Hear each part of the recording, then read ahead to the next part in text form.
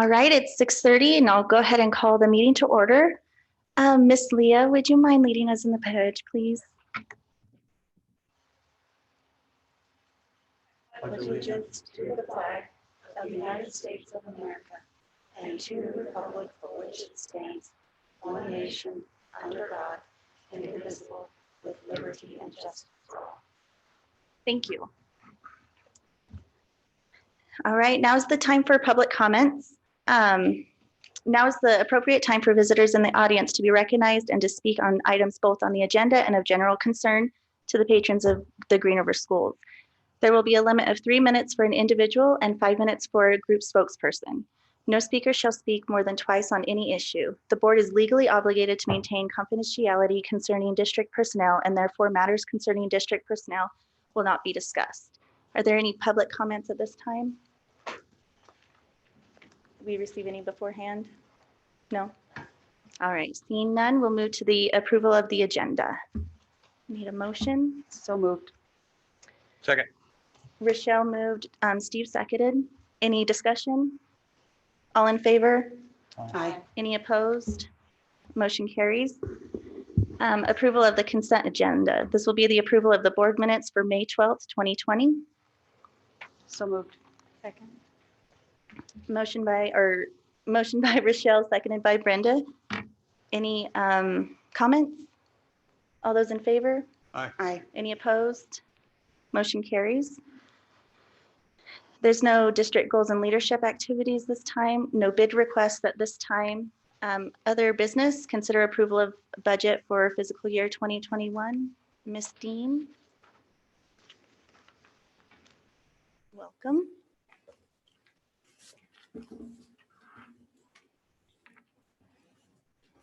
Okay. Rec Board Chairman Tinsky, Superintendent Behringer, and Rec Board Trustees. Seems like we were just here doing this yesterday. It was last year. Years go by fast. So we'll just go through the slideshow. It's fairly simple, and it's a simple budget here.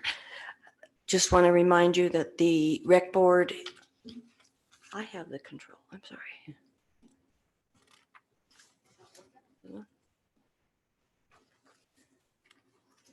There we go. The Recreation Board is a separate entity. It is a component unit of Sweetwater County School District Number 2.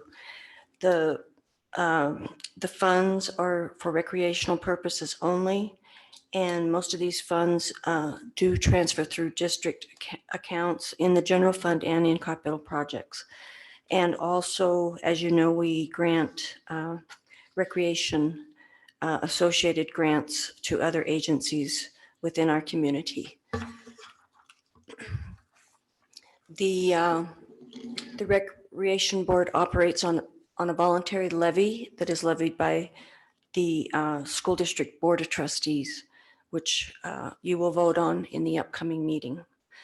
And so you have the power to levy by statute up to 1 mil for Recreation Board, which for FY21 will generate $984,342 based on that assessed valuation, which represents a 2.8% increase over last year's district assessed valuation. So we're starting this year with a beginning fund balance of $2,082,419, of which the majority of that is designated funds, as I will show you, for the Aquatic Center operations for 1 year, the Lincoln Stadium turf field replacement, and the Green River High School turf field replacement.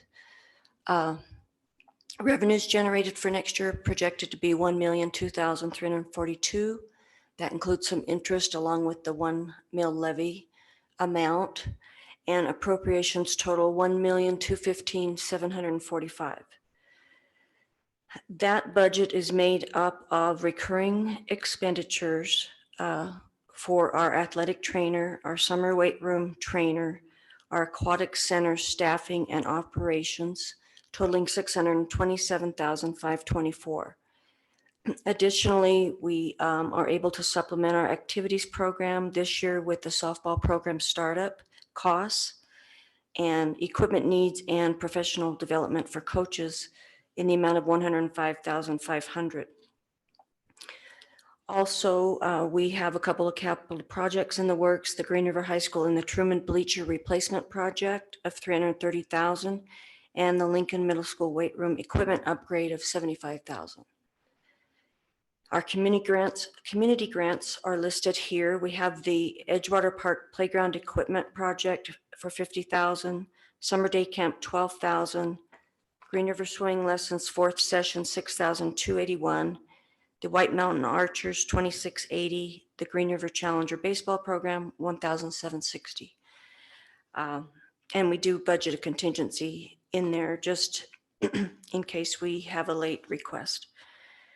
I've listed here the designations, and the projected undesignated fund balance on June 30th of 2021 is $567,789.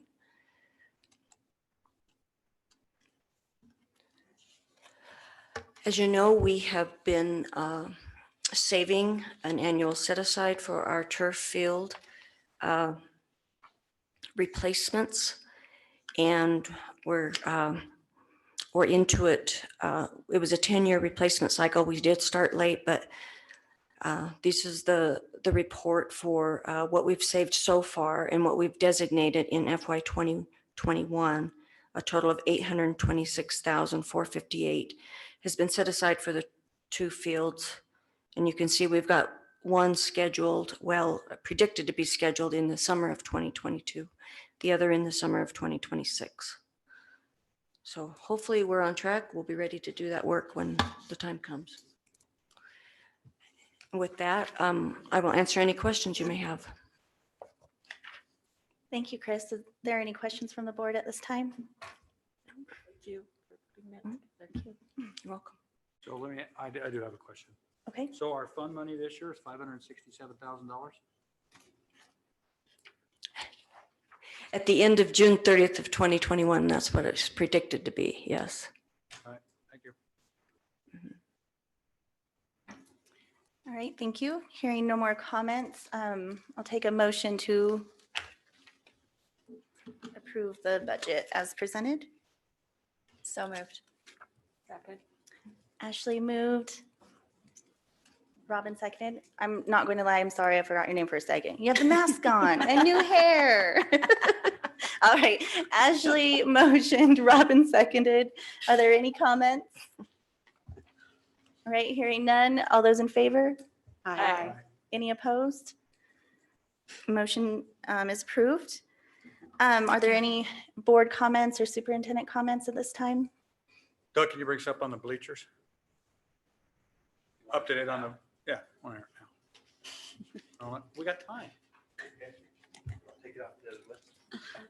Thank you, Mr. Chairman, board. So the bleachers showed up today. I think they think that the schedule looks like end of this week, beginning next week to be done, with the exception of the logo is still a couple weeks out, those seats. And that was unexpected. This morning was the first I heard of that from Stuart, from NORCON. And we have talked regularly. So I think it was somewhat a surprise to him too. Would I assume that they're not able to put them in until we get that, or? So they can do all except for those seats. Yes. And Truman is scheduled to show up tomorrow. High school showed up today. And then the other question I had was on the turf replacement. Has the manufacturer come in and checked the field this year yet? And will they do that? So they don't do that at this point. So what'll happen is the life expectancy, 10-year warranty, but life expectancy could be between 10 and 15 years. And I think that those numbers reflect that. And whose call is that? Is that our call, or? That's our call. Would it be wise to have the manufacturer check it before the 10-year warranty's up to make sure we're okay? So the only thing we would do is a impact test, that GMAX test, and we could sure do that. I think we should do that before the warranty goes up, because if there's a problem and we don't see it, So- we're not the professionals, and something happens in year 11. I mean, I know we got the money to replace it, but it could be their fault too. before the warranty Yes, expires. so really the replacement of the turf as far as a manufacturer's warranty is more or less flaws in the material. So the GMAX would just tell us if we needed to add some more rubber. Really wouldn't be part of a manufacturer's warranty as far as the actual turf. Okay. But we sure could do that. Could lack of, and I'm not an expert at this, but could lack of rubber pellets in the turf cause a wear on that turf, or So, makes sense what I'm so it asking? would, the rubber loss would have to be significant. all right, Okay. thank you. Thank you. Are there any more board comments?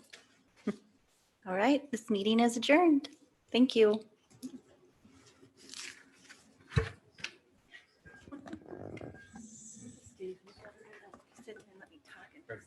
You did that quick.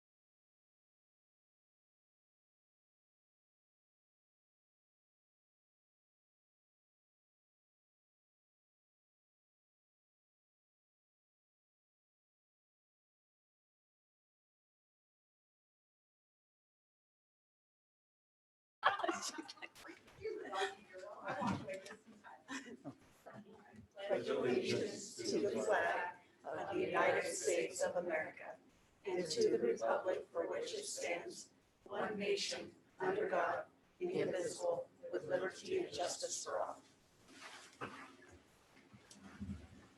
I want to welcome everybody for our meeting tonight. First item is public comments. Appropriate time for visitors and audience to be recognized. Speak on items both on the agenda and on general concerns of the patrons of the district. Limit of 3 minutes per individual, 5 minutes for group spokesperson. No speaker shall speak more than twice on any issue. Board is legally obligated to maintain confidentiality concerning district personnel, and therefore matters concerning district personnel will not be discussed. Is there anybody like to speak to the board tonight? There being none, we'll move to the approval of the agenda and as presented. Need a motion, please? So moved. Second. Moved by Karina, second by Rochelle to approve the agenda. Any discussion? All those in favor? Aye. Opposed? Motion carries. Next is consent agenda items. Is there anything on here the board wants taken off to discuss? There being none, I need a motion to approve the consent agenda items. So moved. Second. Moved by Robin, second by Brenda to approve the board meeting minutes, the bills, the financial documents, investments, nutrition services report, the WHSAA dues and insurance report, Title II classroom reduction grant, approval of consolidated grant requests, current openings and enrollments. All those in favor? Aye. Opposed? Motion carries. Next item is just an update. We have no certified resignations or certified contracts. However, Jason, we do have some vacant positions. So, Mr. Foos, welcome. Thank you, Chairman Corse, Superintendent Beringer, trustees. Just to give you a quick update on the 3 certified openings you see on the consent agenda. At Washington Elementary, we have viable candidates, and Anne Marie is going to be moving early next week. At Lincoln Middle School, we've received 2 viable candidates in there as well. One of those folks is a science major that we would have to put on an emergency exception. And we do have a pending application that is fully certified. So Matt's going to get moving on those 2 next week. Where we're still having a little bit of a problem as the math teacher over at EA. We are in contact with one of our retired teachers, and they have committed to helping us if we're still in need of help here come August 19th. So we have a plan B, but we're still looking for that plan A. And there's the quick update. Thank you. Okay, thank you. Any questions of Jason? Next item here, an update on special education extended school year summer session. Alan, welcome. Thank you, Chairman Corr and members of the board, as well as Superintendent Beringer. So just a quick update. We've been having students with face-to-face contact for our extended school year session since the end of June. They're still in session for a couple more weeks. We have about 40 students coming. Some of them are still doing it online. Our life skills program at the elementary level is still doing a virtual session, but all of the others are doing really well. And we just want to let you know those students are doing a really nice job of wearing their face coverings. We've got face shields for both students and staff. So they're wearing those without too much complaint, which is good, especially since some of those students have some pretty unique needs. They're doing all of the social distancing protocols. They're going out in the community and making sure that they're sanitizing both themselves as well as the equipment that they may be using. But going really well so far. So that's promising for looking at the fall. But any questions? Questions? Thank you, Alan. Appreciate it. Next item is the approval of the reopening plan. And Mr. Beringer, welcome to your first official school board meeting in Green River.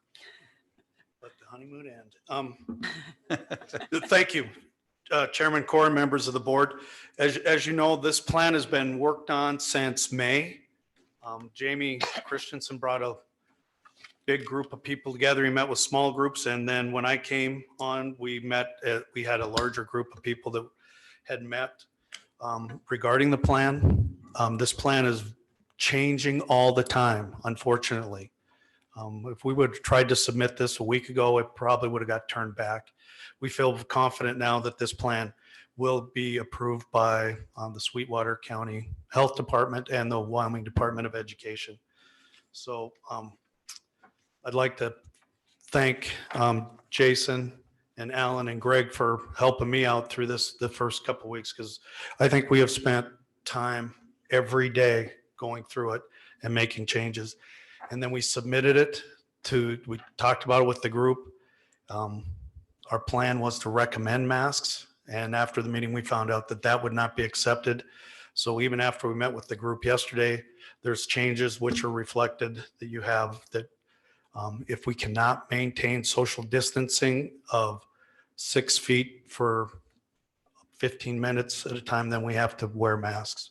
And so quite honestly, we will do whatever it takes to get kids in the building and get them through the school year successful. If they're a first grader, we want them to be in the room with the teacher. If they're a senior, we want them to have as normal a senior year as possible. So if they're telling us wearing a mask is going to help us get to that, then we're on board. So, so the goal is to make this as normal as possible for staff, because it's stressful when we start saying we're going to do this, this, and maybe this, and make it as consistent as possible for the kids, because kids need to be able to come to school expecting some consistency. We surveyed our community, and out of 950 respondents, 82% of them said they want their kids back in school. That is overwhelming. That is a large number. For those other 18%, we have options, and I'll go through those with you in a minute. We hope to communicate these options with our family. I'm going to show you a couple different ways we're going to try to do that. We have our plan, which is 36 pages. I doubt that most people are going to read that, but we've also put together something that is a quick, easy guide for parents in our community to look through to see what option best fits them. The plan includes facilities, transportation, technology, school nutrition, education, athletics, and we have a page of what ifs, because that's the big question is what ifs. So you had the chance to look through the plan. Do you have any questions from what you've seen so far, or questions about that plan? I picked up my plan yesterday and read through it today. Can you highlight the changes that are in this plan that we picked up yesterday? Yep. That's changed. Okay, so what's changed is every place where it says recommended face coverings, it says required. Also, our school nutrition part, there were some changes that Leah got today. And so the changes that we were under the assumption that free meals would go until August 31st, and that is no longer the case. We had that in there. We took that out. What was the other change? For the cleaning and sanitation, I have to be very specific. It has to call USDA, state and local health, and then also Wyoming.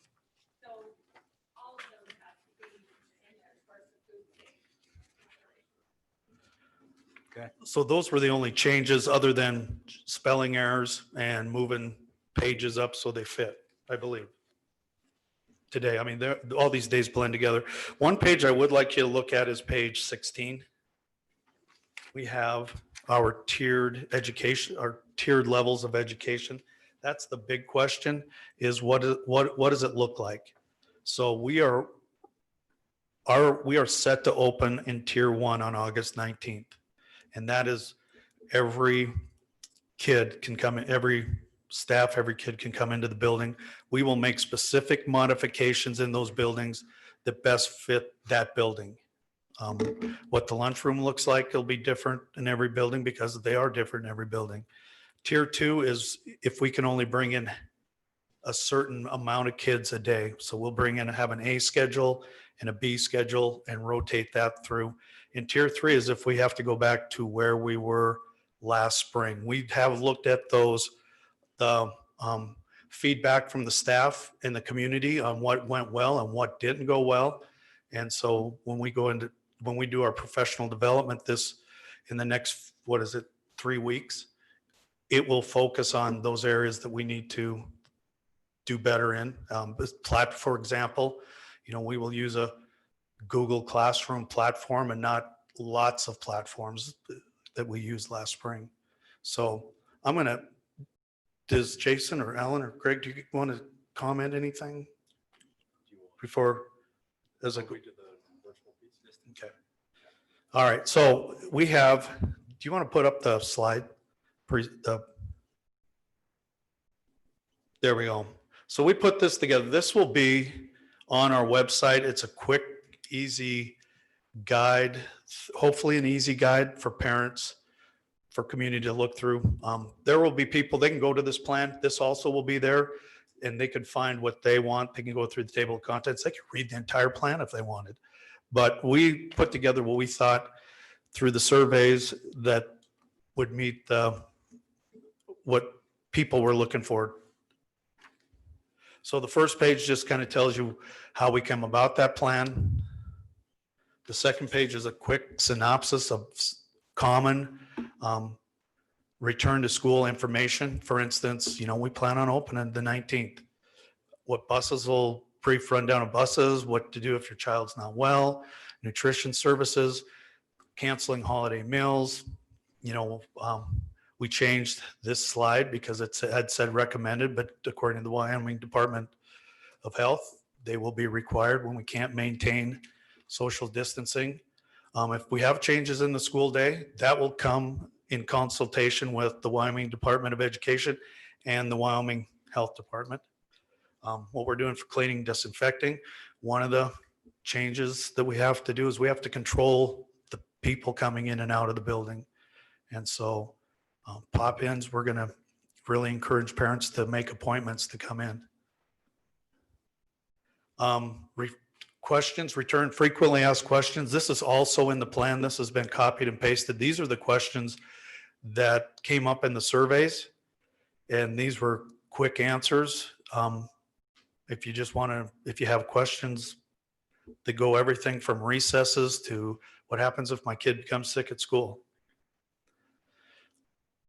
We today added this, comparisons of available education options, so families understand the options they have. And so there are 2 slides of this and what it looks like in each thing. And there's questions, everything from can my child participate in activities if they are not on campus? And there's a list of yeses and nos and questions. I can't quite see them from here, and there's another page of that. And so this will be on this slide, like I said, will be on the front page of the website. Personal modifications, what can you do? Health screening, what do the symptoms look like? What is my response? What is the personal responsibilities? School modifications, what we'll do there. More modifications for the calendar, healthy habits, cleaning and sanitizing. Everything we see says remind people of the healthy habits that we need to do. So we've done that in the plan and on the sheets and everything that you see when you enter the building. Teaching and learning modifications, the options we have there. This goes into a little more detail on the distance learning commitments and expectations. So if you choose to do the distance learning option, you're choosing to do that for 9 weeks. And Greg will show tomorrow we're sending out the survey to the families for those choosing the distance learning option. So we can find out how many second graders, where they might go to school, how many juniors, seniors, and then we can start planning. He's going to go through that. And that survey will go live tomorrow at noon. Operational modifications. And then, this is a fluid document. Going back to the document, there's couple things I would like you to look at, charts in the appendix. Page 28 and 29 is a quick reference on what will happen if. And so what happens if we have a student or staff member who's named close contact? What happens if we have a positive test? So this sheet that you see on 28, we will have this available for everyone in an easy to find manner. And on the page 29, we have how we're going to mitigate. Hang on a second here. Okay. My booklet's got a different thing than what's here. So I want to look at 20 and 29. Okay. So, I might. Can we get it there? Yep. So go,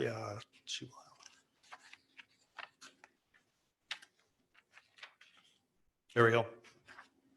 So that is a sheet that we'll have readily available. It will not be buried in this thing that we're turning in the Wyoming Department of Education, but it is a quick rundown of what if a student comes in contact or staff member comes in contact, what if we we have a positive test.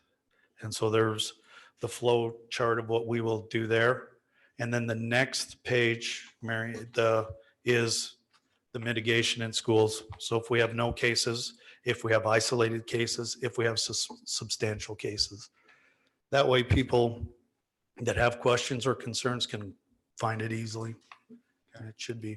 We've tried to make it as user-friendly as possible. Any questions? Before I turn it over to Greg to show you what our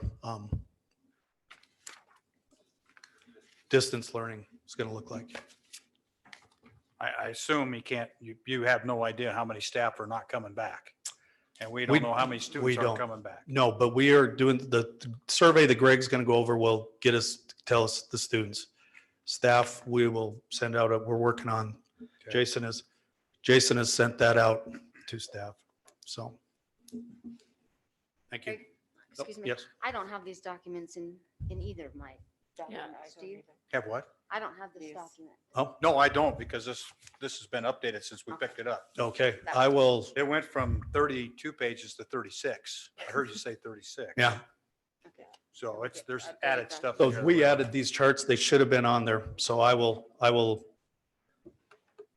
Yes, ma'am. I don't know, if you need me to hold off on this question, tell me just to wait, or if it's coming. Okay. I just want to know, and I'm going to ask you the same thing, Greg, about what is a typical day looking like for a kiddo? They get up in the morning. Just can you walk us through that? Them getting to school, what that looks like, and then also for people that are doing online school, what does a typical day look like for those kiddos? So a typical day in a building is going to, in the elementary and high school, middle school is going to look a little different. Our principals met last week and are building those plans right now for the specifics of that. So if they ride the bus, we will have no more than 2 to a seat. They're going to be required to wear a mask. They will get in, come to school. How they will go into the building is going to look different in every building. And that I can't say for specific because we don't have the specifics yet of what a classroom will look like, how they're going to go from class to class. They're working on lunch schedules so we can keep those distancing. So as far as the specific day, it's very dependent on what building they're at. Mhm. Are you looking at some of the options of being in the classroom to create the social distancing? Are there going to be dividers up? Do you know, are those just options, or any idea like the plexiglass in between seats, or any idea? We have talked about, in the grades where they have just tables, Mhm. we have looked at the plexiglasses to separate those. The desks, we're going to separate the best we can. Okay. So we don't have a plan for plexiglass there, but there will be, when you come into the office and greet the secretaries, we'll have masks available for those that don't have them. Okay. So that much I can tell you. Craig, when this gets finalized, are we going to get a copy of that information so that if we get asked questions in the community? Yep. Like she was saying, I will send it out tomorrow morning okay, great. to Thank everybody. you. And one request from me, because this is a question I get all the time, is once maybe the schools get finalized, if somebody could put together this is the day in the life of going to school, this is a day in the life of doing online school. So people have that resource as well to kind of just get an idea. I know it's going to be different for each school, but if that could go somewhere in the frequently asked questions, because that's one of the things people are like, just give me a day by day. And that was discussed at our meeting that we got as the group, how we're going to do Yeah. that. There's been looks at maybe doing a virtual open house so Mhm. they can go through that day of, Okay. what it looks like walking down the hall, what it looks like in the classroom That's a good. to help alleviate some of Yeah. those fears. Okay, great. So. Okay. Thank you. So if I get you are recommending we go with tier 1. That's the recommendation. Yes, it is. Okay. Yep.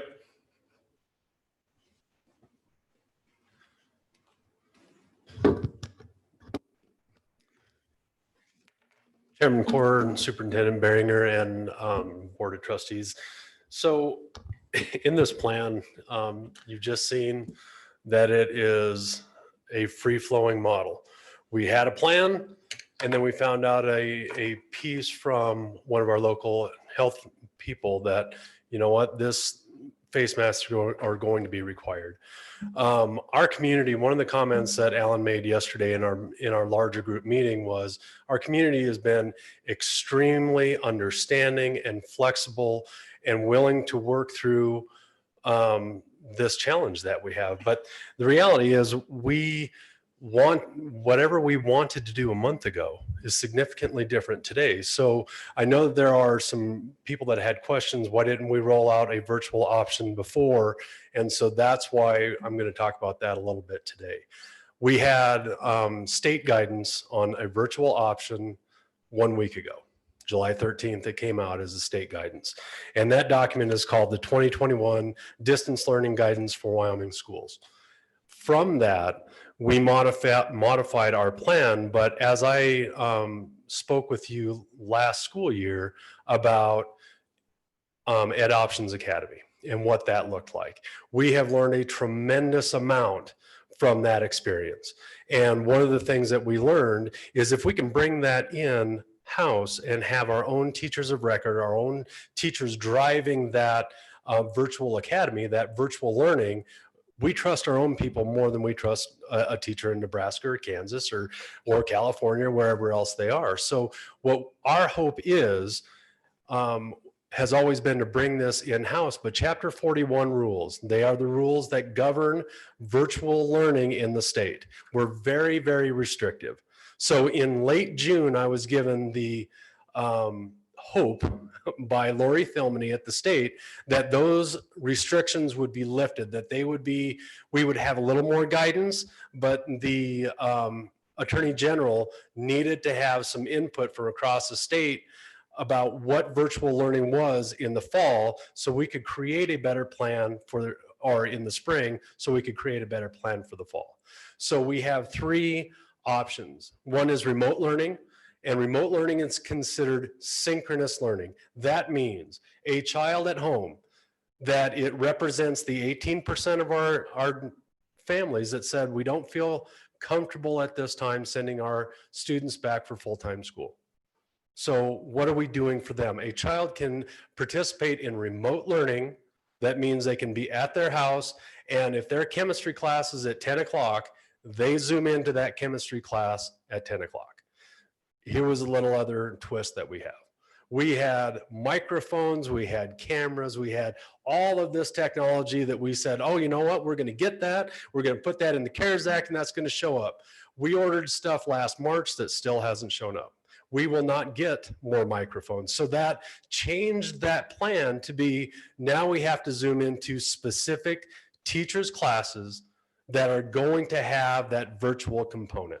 So when we have remote learning, it's going to be to specific classes that we have the materials already on site that we can outfit that classroom. The other part is classroom-based virtual school. This is different in that it will not be available a year from now. This is a 1-year lifting of the constraints of Chapter 41 rules for virtual learning, and that will be synchronous, which means you can zoom in on time, and asynchronous, which means you can take that course another time of the day. Here's why that might be important. You have a family of 6, right? 4 kids at home. One student is maybe older, 8th grade, 9th grade, whatever. They are there watching their younger siblings, and they're guiding that instruction for their other siblings, so they can't necessarily zoom into their chemistry 10 o'clock class. But it will be recorded and available to them when they're done with their siblings, because their parents have to work. Then they can take their class, we can chart their attendance, know that they have participated, and that we can gauge their work. They will check in like we have done with Plato courses, like they have done with their college courses. They will check in on a weekly basis from somebody on site. We will identify our virtual learning people. on site that will be in charge of that. At the high school, when we're talking about attendance, that will be Mr. Schwartz.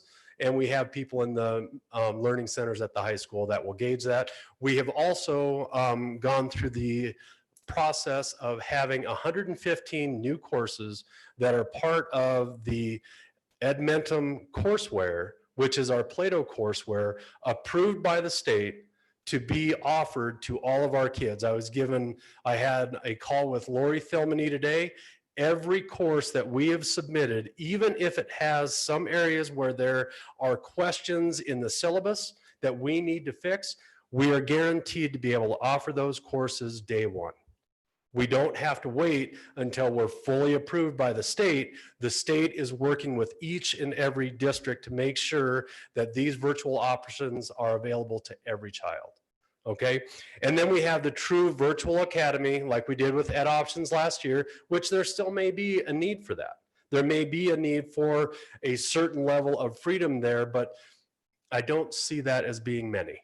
Okay, when we do the classroom-based virtual, they will have a Green River High teacher to go to. They will have a teacher at the middle school to go to, and they will have a teacher at the elementary to go to. So on your screen is what we finally had an opportunity to put together today. And we have looked at projects from their opening plans from across the country. Alan has some connections to Georgia, and I stole a lot of this. And so it was kind of the foundation for this, but it was adjusted to meet our needs. And so this is what will go live tomorrow. And this will be in a banner on our homepage. It is a bit.ly/SWCSD2 distance learning. You click on that and it takes you to this. So if a parent is truly thinking, I have to have a different option, I'm immunocompromised, I can't have my kids go to school. I mean, we're thinking about different options of what may have to happen. So they are taken to this, and it lays the foundation of, okay, this is what we're offering. Go ahead, Mary, and hit that next button. So then they will choose their school. Next button. They will choose their grade. Now they have to do this for every student in their house. It's not just a one. Okay, so it's got to be for every child. Fill out the student name, birth date, then their name and contact information. If any of these parts are missed, it will be rejected, because this is crucial that we have this information, because what happens oftentimes when parents register, and I am not pointing a finger at any parent other than myself. When I register my kids, sometimes when I look at that, oh yeah, everything's on there, that's fine, I'm good. Well, yeah, I changed my phone number and I didn't really pay attention to that.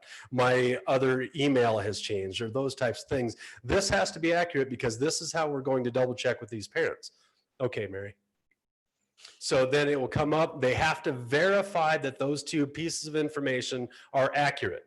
And when they acknowledge this, then they'll be taken to the next piece. So then it will go through, do they have an Infinite Campus parent portal? Because we want them to have that connectivity.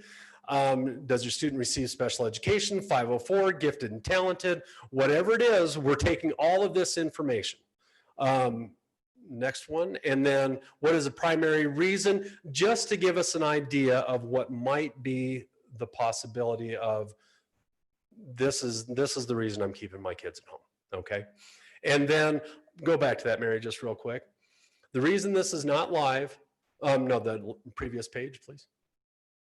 Whoops, daisies. Oh, I'm very, very sorry, Mary. So when we get to a certain specific page, it says, if you want to see the entire virtual contract, you click there. That is what we're going to have in the background, and what we're going to make sure we go through one more time tomorrow before we send it to the company that created this for us. So that when parents click on that, they don't have to go any further. They can say, okay, I'm going to look at this entire contract. And if I can't assure that my child is going to spend 4 hours a week per subject, or stay ahead of how far they should be in that course, it's probably not for me. So on that slideshow that we showed you before, we had face-to-face instruction, we had distance learning options, we had homeschool, and we had virtual school on there. And what pieces of that apply back to our district? This is our district. Any child that's in this can still take, should they choose, generally if they're not going to bring their kids to school, they're not going to choose to have a virtual option and then send their kids for choir. But there are other reasons that kids need this option. So maybe they want to send them to choir or to art or whatever is available at school, they can do that. If you're in Wyoming Virtual Academy, you cannot. If you want to be involved in extracurricular activities, you can do that. If you're a homeschool student, you can do that. If you're Wyoming Virtual Academy, you cannot. The reason you cannot is because when you go to that school, you are enrolled in Lusk, Niobrara County School District. That's where you are. You're not Green River. And I've had a number of parents ask me, are we going to have a virtual option? Even before we started with Ed Options, and this was last fall. So as parents go through this process, we get all of this information, and then all of this data is disaggregated for us. How many high school students we have, how many elementary students, how many middle school students, what grade they're exactly in, all of those types of things. So then we know, okay, if we're going to offer extra duty contracts, this is how many. So say we had 45 fifth graders that wanted this option. Well, we're going to probably need 3 different people to help with that load because they're going to have their classroom and then they're going to have their virtual classroom. So those are all of the pieces that we're looking at. This document was a huge help because this can be accessed through your phone, tablet, Chromebook, computer. You're sitting at the doctor's office waiting to get in, you can fill out this application. Part of that is as you fill that out and then we contact, if it's decided that, maybe this isn't a great option, not everybody that applies is going to automatically be enrolled. Just as if you went to Wyoming Virtual Academy, you fill out an application, you're not automatically in. So we want to make sure that we're making the best choices alongside the parents to meet the needs of their kids and their family. So that's our virtual options at this point. Okay, what about staff? More specific. What do you mean? I'm assuming we have staff that's not coming back. Do we know that? Do we know the number? We don't know that. How are we going to get that? I don't know that. You'd have to ask Jason that one. I don't know that one. What we did yesterday is we sent out an email to the entire staff asking them to notify us. Come up to the mic just because it's being on Facebook or whatever we're at. Thanks, Jason. Yeah. Chairman Core, first of all, Craig and I put together, and Alan and Greg, a little question answer that involves a lot of staff questions from questions we received, about 20 of them. I'm going to get that out to the board as well. You'll see some flow things in there as well. Staff members, an email went out yesterday, and in that email, we requested staff members who have an underlying condition that fits one of the things that may put them in jeopardy and ask them to notify us prior to their report date. So if there are new certified staff, their report date is obviously August 7th. Normal staff who are already in the district, August 12th. We are looking to hear from them by then. Okay, and then we will follow the expanded FFCRA Act and Americans with Disability Act and Family Medical Leave. We will follow the provisions of all those things and make determinations. Yes, you have a condition where you can be at home. And there's a lot of fine print that goes with that. But the email did go out yesterday requesting staff to notify us by their start date if they are unable to be here. Are we able to have those staff teach from home? Part 1 of that evaluation is going to be their scope of work. And when we say staff, we're not just talking about teachers. We're talking about all approximately 800 employees. Obviously, a custodian in the district, their scope of work, they're not going to be able to work at home. Someone else, their scope of work may allow that, and that's going to be the first assessment. In terms of our certified staff, as Greg mentioned, when we open this enrollment and we get a sense how many students are not going to report to the district, let's hope that we do have some matching staff members who can't be here because of an underlying condition where we would be able to plug them in to serve some of those students. But sounds pretty good on paper, but that match may not happen and we may have some work to do. Greg touched on it, is that we want to iterate as well. Certified teachers, we're not going to ask you to be part of the remote learning or virtual learning without compensation. So once we get a sense from the registration process that opens tomorrow that Alan and Greg put together, we will then move to phase 2 where we look to staff that, and there will be compensation that goes along with that. And we're going to invite people to come to us who are interested in that additional duty. And hopefully those folks are the ones that maybe are a little ahead of the game with the use of technology and the distance and virtual learning to begin with. Okay. So how is that amount of compensation going to be determined? We do have a figure that we determined that we felt like was in line with our existing extra duty contracts. And so it will fall on that scale. And we have met with Chris and Corinne and talked about those numbers and made sure that we're going to utilize the CARES Act money to get that done. So that would be, I would assume the teacher that's doing that would be where the head football coach is at. Is that what you're saying? That's what we pay him? That's Okay, correct. thank you. I have a couple questions for you, Jason. Per Sorry. semester, Yeah. Chairman Core. Yeah. Don't leave yet. So those teachers that are doing that, that are doing double duty, basically teaching online, you are going to have somebody online with them helping field questions from those kids that are at home, or are they going to have to be stopping in the classroom to then address the kids at home, or how's that going to look? Do we know? Or is And that Alan, you can jump in at any time, but we did have this discussion that maybe our paras in our district are generally 35 hours. We feel like we have a little bit of room there before they hit the 40-hour mark. And what a great direction to talk to some of the paras who can take that responsibility on, because some of them did a very nice job this spring. I know there's a lot of things to improve on from the spring, but some paras were phenomenal at contacting parents, answering those questions, and keeping those kids moving forward with their educational process. So that's the idea right there. And we feel like we have some room to get that done. okay? And then, sorry, I'm just going to hit you. These are all the questions I've been getting that I think of. What does your sub pool look like? Is it looking about the same? So, and tying into that, having some flexibility with the staff, teachers specifically, that if their child's exposed or their child is sick and they have to be out because their child had a fever or they did, accommodating those and being flexible with them in that regard. How's that looking? The sub pool is flatlined, and what you will typically see is we have a handful of subs that move on and find different jobs, but we always have some subs coming to the district with new folks moving to our community. And so it's flatlined and it is fairly healthy. But substitutes, we went to an online training platform. We're not going to bring 100 folks in because we want to ensure the best chance possible of starting school the 19th. But the informational in that training, we talked about, we're not going to ask subs to be responsible for something other than a face-to-face situation, tier 1 or tier 2. And so if an instructor is unable to be at school, that's when we will utilize the sub.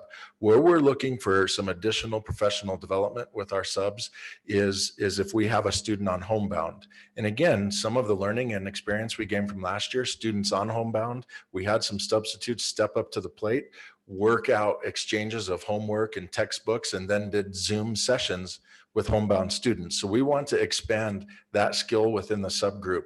It is flatlined.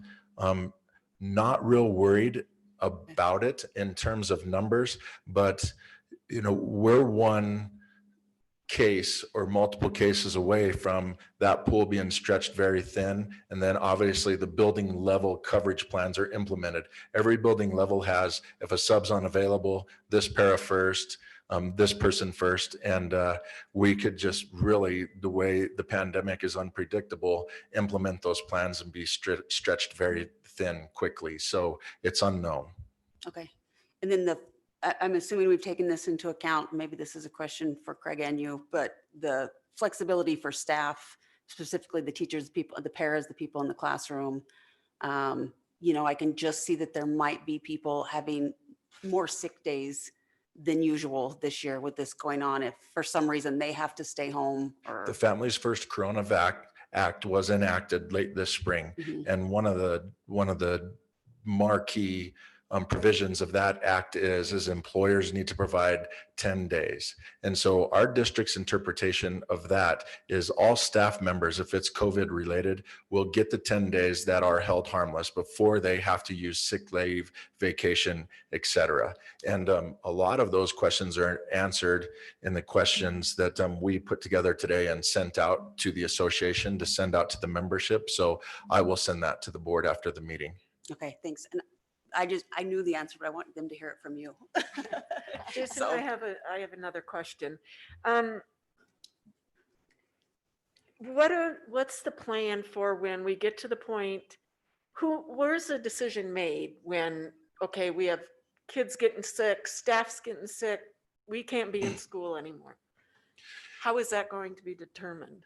County health officials, we will follow their lead.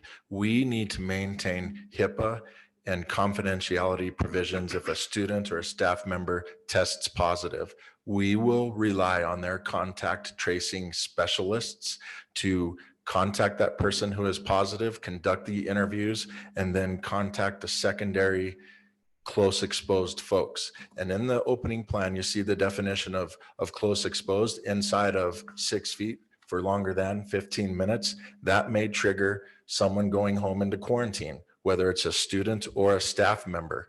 But that process will be handled by the county health officials.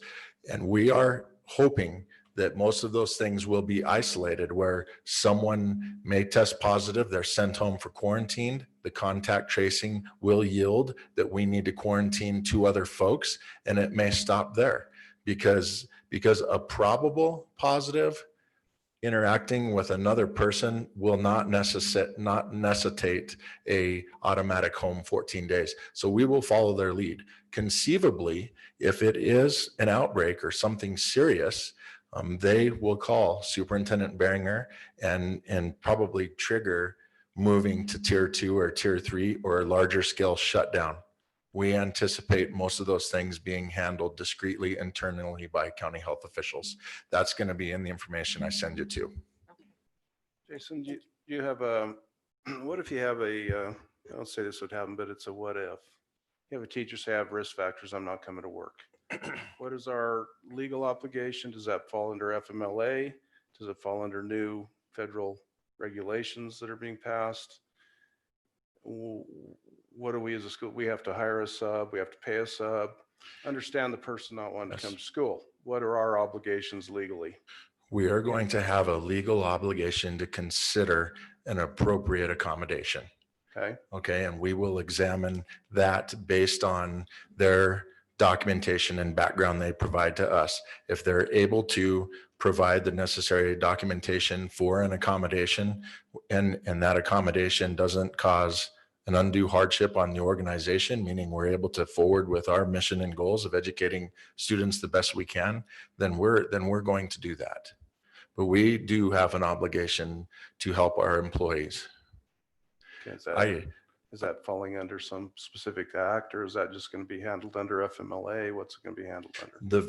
The FFCRA Act really has some language and some specifics that we need to follow that are COVID related specific.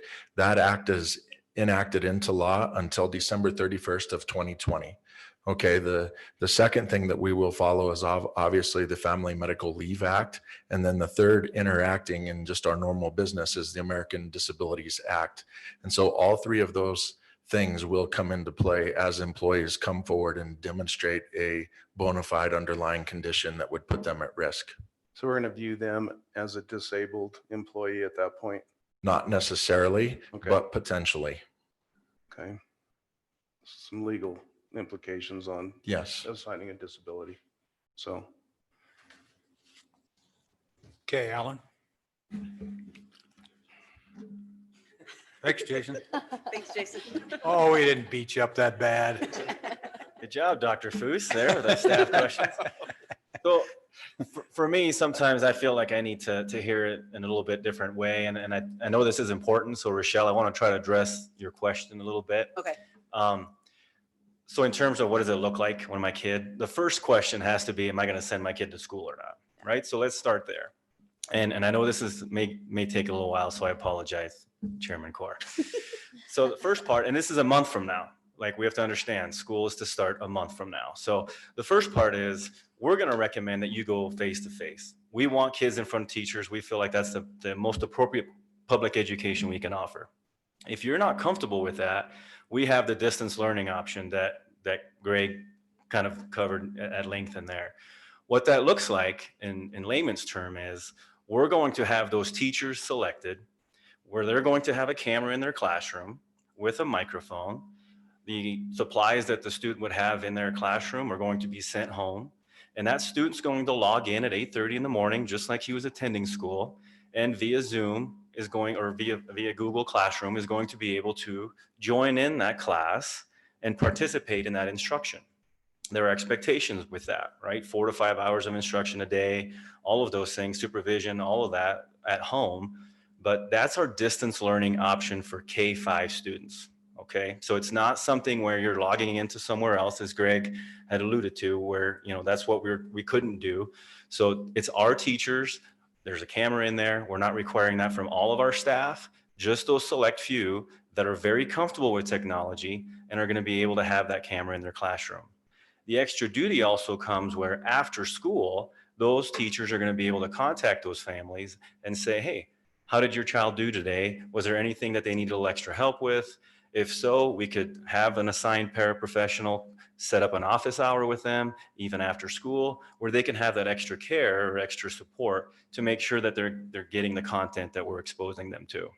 So that's our distance option K-5. 6 through 12, those students would go through the Admentum, which is our Plato option courses, and they would sign up for those, and those are completely online with a teacher of record from our high school and middle school. So that teacher of record would be the one that would look at all the work, the grading, and all of those components. But the Plato software is already all created, and that is a completely online curriculum. So that person would rarely see a teacher per se. There's videos in there, there's all those things with the content.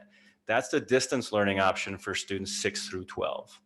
So what's nice about that is I think we've been wanting to do something similar for quite some time, and this has kind of forced us into it. The third option you saw on that one slide was parents can elect to homeschool their children.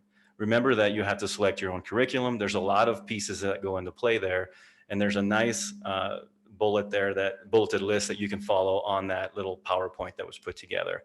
The fourth option that Greg mentioned was also that virtual school. So connections, all of those pieces. Again, there's a lot of requirements that need to go in there, and you're not guaranteed to be in any of those other than the face-to-face, which that's your right as a student in Wyoming is to come to school.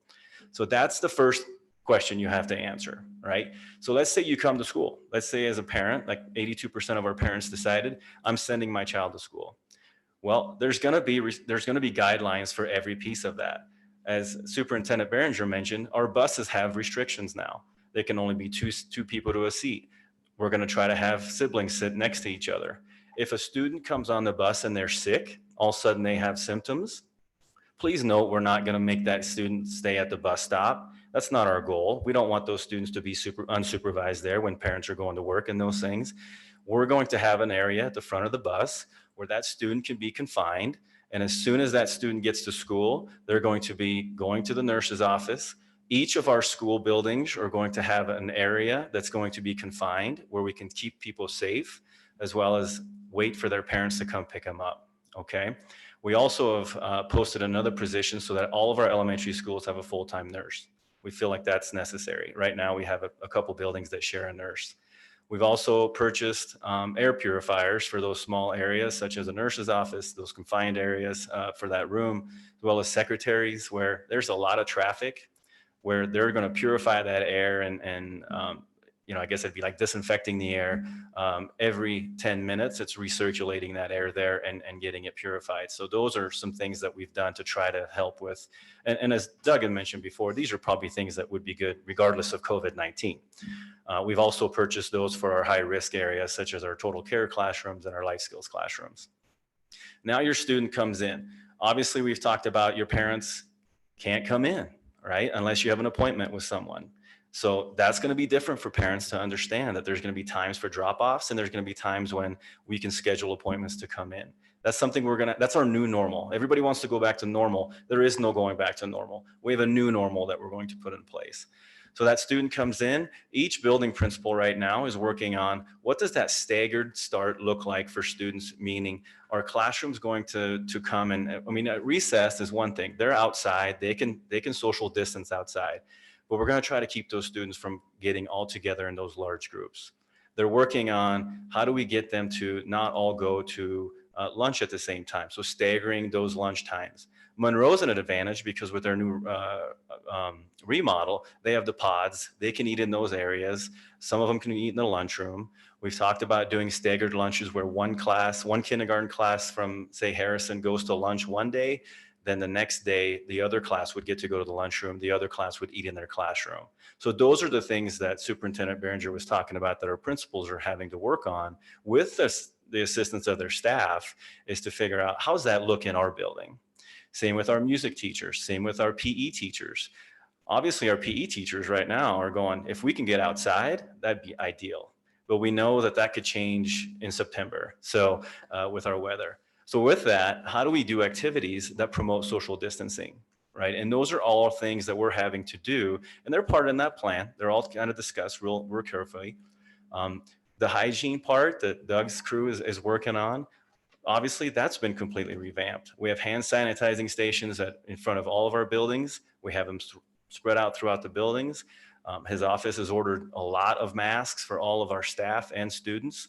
One of the recommendations from Dr. Fauntleroy yesterday was making sure that our special ed staff that are in close contact, they can sometimes not social distance because they're doing self-care, they're doing toileting, they're doing feeding, all those things, to have the N95 masks that are a little bit more, I guess they're a little bit better for those kinds of things. But so we've made sure that those have been already in stock in our maintenance department. So that's wonderful.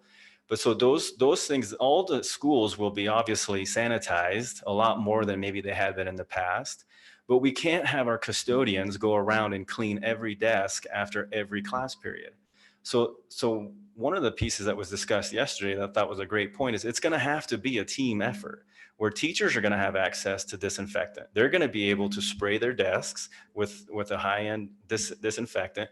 As soon as it dries, it's disinfected the area and it's safe for other kids to come and those germs have been disposed of. So those are things that are being put into place in terms of how that day is going to look like for your child.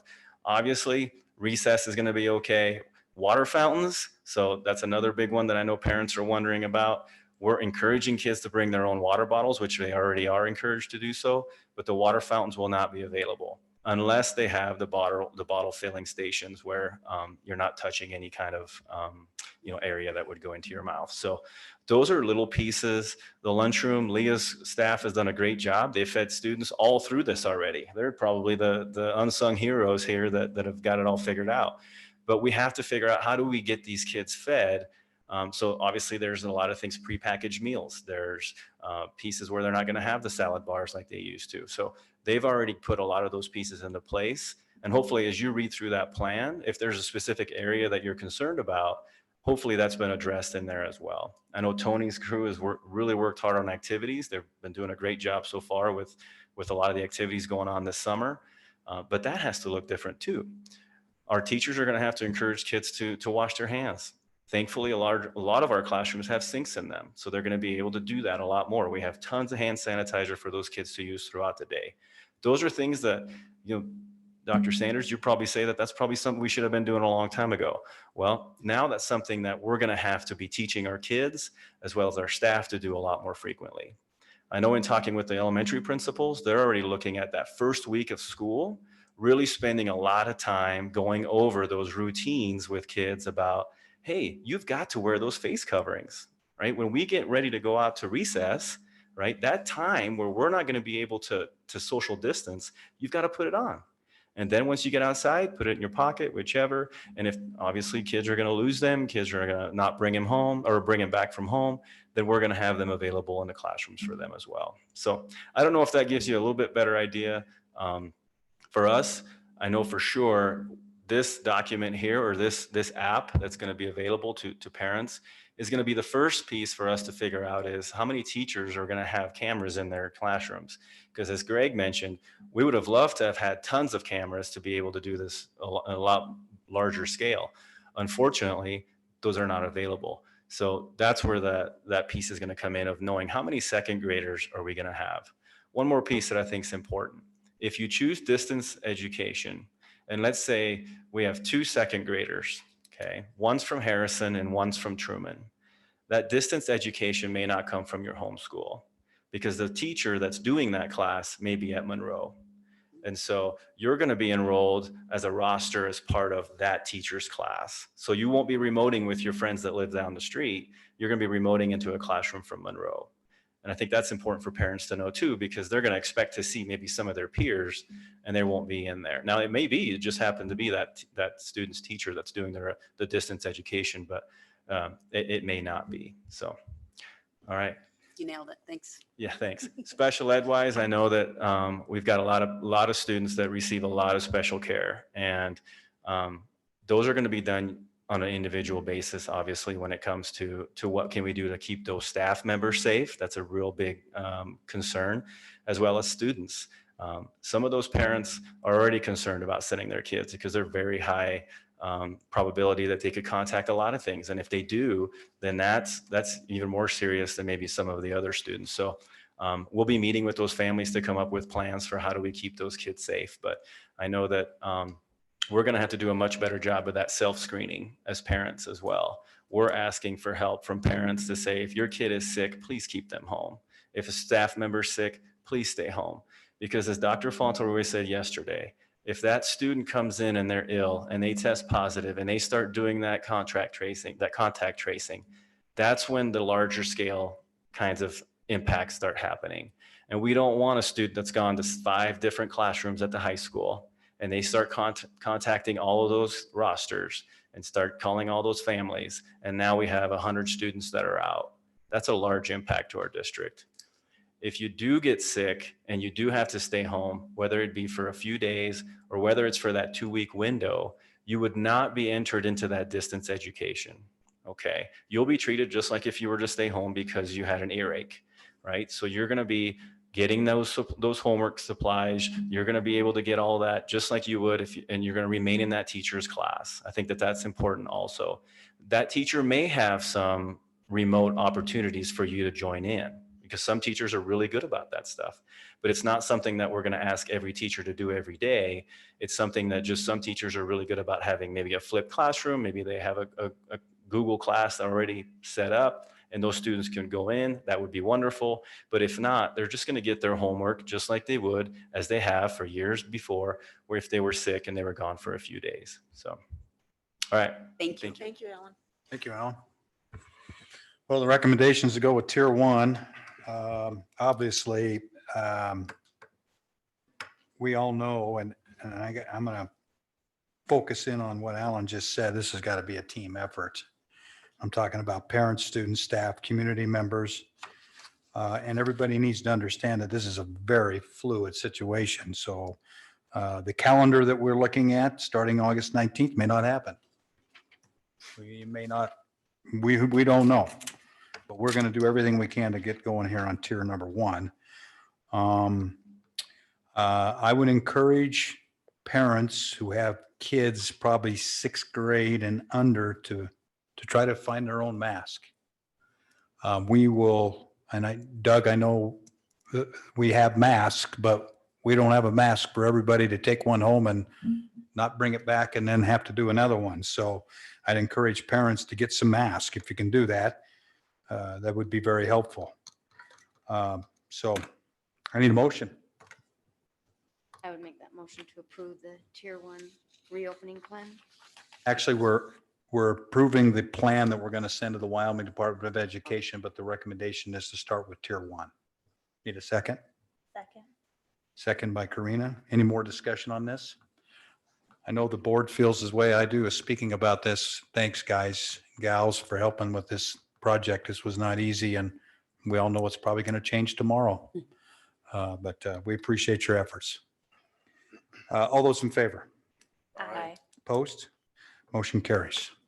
Now, before we move on, I forgot to mention Greg at the beginning of the meeting on comments. And Greg, would you please come up? The board is aware of what you're about to discuss, but can you kind of keep it brief, straight and to the point? I will be brief and straight to the point. So, And you will have questions, so. okay.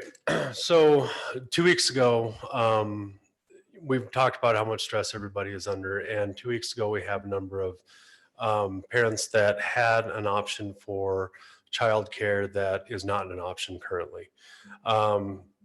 So seeing that need, a number of our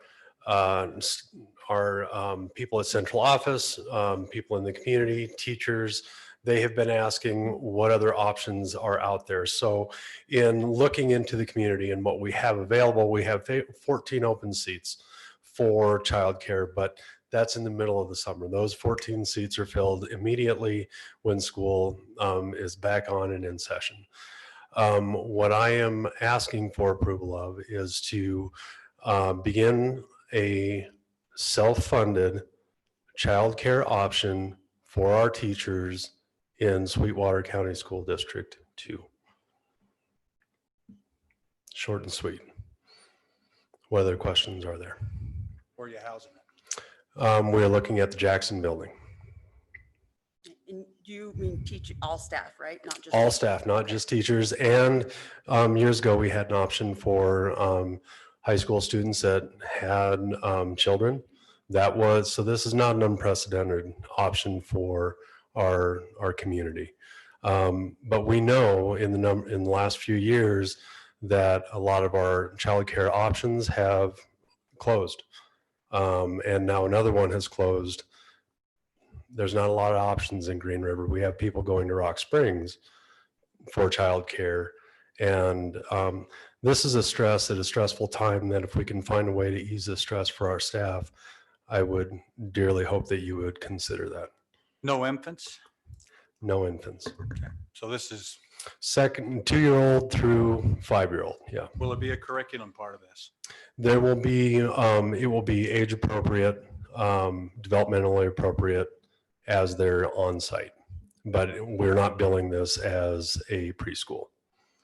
So will they be following the same guidelines we're doing in our classrooms as far as? They will be under the same guidelines. They will follow our plan. They'll have a little bit different ratios, obviously, but yes, we will do everything we can to make sure that we have a safe and viable option for our families, for our staff families. And how are those kids going to be chosen? I mean, what if you end up with more children than you're expecting? Well, so one of the biggest considerations is we're not in competition with our local providers. Okay, there were more kids than just staff kids that were involved in the closure of the childcare option. So we are just taking in our staff option, our staff kids, and if we have between 10 and 12, I think we have an opportunity to start. We want to put out a survey with your approval to get an idea of numbers. And if we have between that 10 and 12 number, I think we can have a self-funded option. Said self-funded, that would be covering insurance. We are not offering insurance at this time, but I'm working with Jason on how to make that specifically work. But our goal is to, in self-funded, yes, we want to be able to offer insurance and all of the pieces that go along with it. So all of this has happened within the last 2 weeks, and quite honestly, it's happened really caught steam in the last 24 hours. But Just childcare needs to be insured, and Yes. that's what I'm talking about. We will, our obligation would be that part of the insurance and the building, and then salaries and the different kinds of benefits like that. Would the school Yes. district be covering the facility? Or would that be like a rental agreement? No, the idea now to keep that cost low for our staff. And if we look at this as a potential, we are always asked, how are you recruiting and retaining teachers? This is a huge recruiting and retaining option. And if we make this something that is a little more affordable, then we would not charge that space fee. As a district, we would make that available as a space fee, The district as space. the district would grant the space and Yes. and the utilities. Yes. Yeah, I look at this as an employee benefit.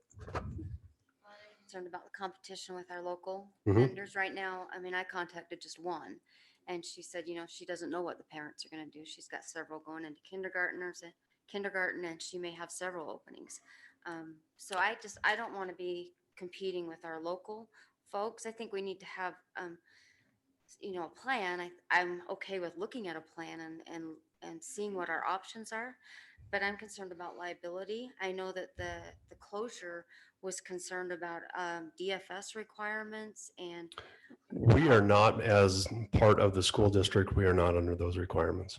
So that licensing requirement is not applicable to us. and the liability to the district. And I mean, that's part of some of the things we need to examine a little further. But here is the truth of it. We're within 3 weeks of teachers coming back and they don't know what to do with their kids. So, I mean, that's where we are. They didn't know it was closing, but it did. So now there's nowhere for these kids to go. And truly, we looked online, found every licensed provider. There are only 14 available seats in the summertime, and those will not be available in the winter. We're not going to close or cause the closure of. This is a vacuum that has been created by a service that was in our community that no longer is. Where were those kids supposed to go? There was never enough capacity in town to take those kids in. And that's why we called every available site. I think it's a good benefit to the employees. I'd like to see what the cost is going to be to the district. Okay. I think what I'm hearing from the board is we give you your go-ahead to continue the process of it, but we want to have final approval of it, I would guess, at the August meeting. Okay, so I have the approval to go ahead and put forward the staff survey. Sounds like we just need more information before we can say, yes, let's do it. Okay. Can I say, as someone who runs a preschool, the need in this county, our county needs assessment that we do every year, it is in the top 3 almost every single time. In the past 10 years that I've done it, it has been in the top 3. I have people from Green River call all the time to Rock Springs because there's no space availability. You've had 3 centers close in Rock Springs or in Green River the past several years. There is a high need.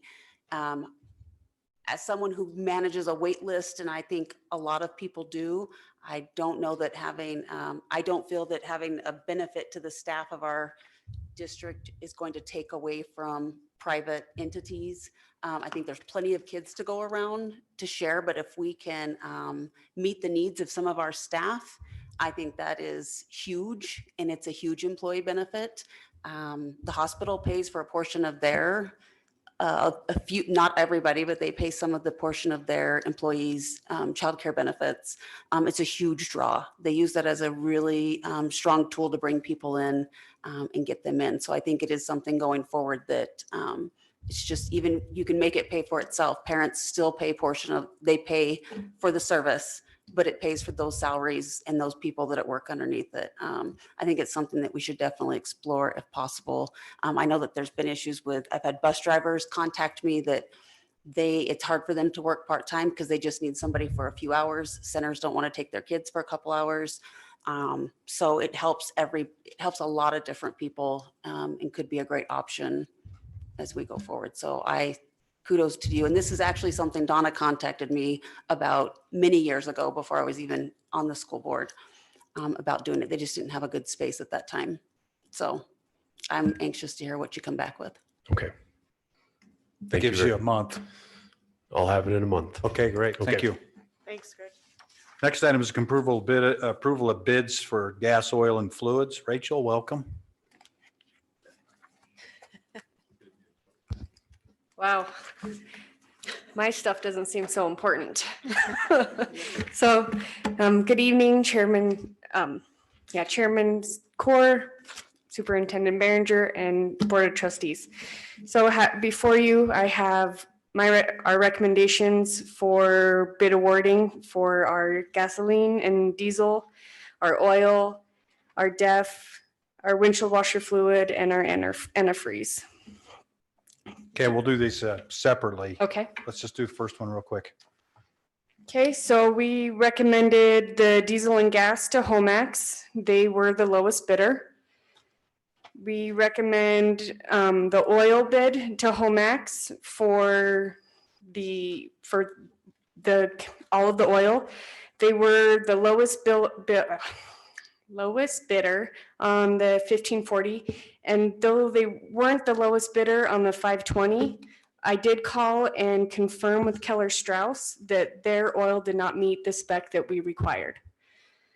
So then we recommend Homax for DEF, where the decision on that is when we put the request out, we wanted it delivery in a bulk tote.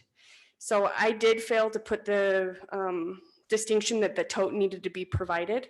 So when we talked to Homax and Keller Strauss, Homax gives us allows us to use the tote free of charge, and they maintain the maintenance on it if there is an issue. With Keller Strauss, we were going to have to outright buy the tote, which was a cost of $2,048.14, and then we are responsible for any maintenance to that tote. So looking at that cost, it was a better deal to go with Homax. And then we went with the lowest bidder for windshield washer with Keller Strauss, and lowest bidder on antifreeze, which is Keller Strauss. All right, let's do this in two different motions. I need a motion to approve the diesel gas bid award to Homax, the oil bid to Homax, and the DEF bid to Homax. So moved. Moved by Rachel, second by Robin. Did I get that right? No, I'm Rochelle. Rochelle. That's Rachel.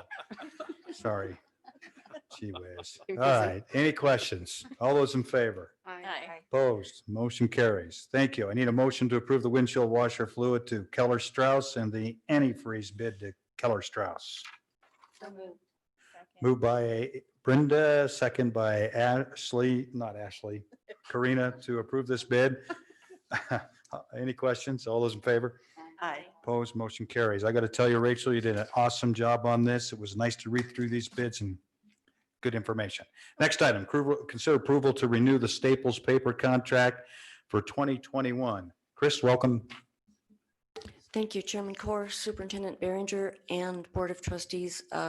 We're just recommending to approve the renewal of the paper bid award to Staples Business Advantage. They deliver it to the schools directly, and we don't have to buy it and store it, so it comes on a monthly basis, and they really are the only show in town for paper. And they reduced the price to $29.99 per case.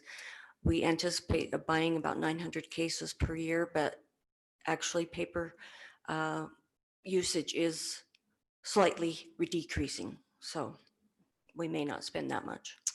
Okay, I need a motion to approve the recommendation to go with the paper bid to Staples Business Advantage for the 2021 school year. So moved. Second. Moved by Robin, second by Ashley to approve this. Any discussion? All those in favor? Aye. Opposed? Motion carries. Thank you. Thank you, Chris. Next item is to consider approval to go out to bid for the staff student Chromebooks paid by the governor's fund. In other words, the federal taxpayers. How about the Got to go up one. nutrition? Did I miss one? Yep. Oh, three. Okay, sorry about that, JR. Hang on. Consider approval to go out to bid for the nutrition services van. And you may note in this that it's not a $6,500 van. It would be a $65,000 van. Just That was a bad day. clarification. Sorry. I was going to say buy 10 of them. I knew you'd be excited about that. Yeah. Chairman Corr, Superintendent Behringer, and Board of Trustees, I am seeking your approval to put out an RFP for one food delivery van, not to exceed $65,000. I'll make that motion that we approve the ban for 60, or to go out to bid. Second.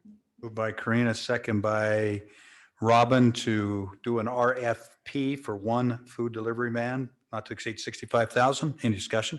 What's the problem with the current one? It's 17 years old. Well, we can get 20. You can ask Doug. I'm sure he can There's tell you people in also. here that have vehicles 17 years old. I see them driving. I got one right out front. Yeah, yeah. Okay, it's just falling apart. Is that it? It's time for a new one. You know, the lift on the van, our carts weigh between 300 and 500 pounds. So they take a beating. I've got, Doug let me borrow one of the other box vans because I have the little box van, but the lift is not strong enough to hold the weight of the food carts. So this 65,000 includes the lift. Mhm. Okay. I'm hoping. Any further discussion? All those in favor? Aye. Opposed? Motion carries. Thanks. Thank you. Next item. Here we go. JR, welcome. More Chromebooks. All More right, this will be Chromebooks. fun. Thank you, Chairman Core, Superintendent Behringer, and Board of Trustees. As Alan and Greg alluded to earlier, technology is kind of a hard thing to come by these days, as you can expect. But the governor did create a fund for additional technology in response to COVID-19.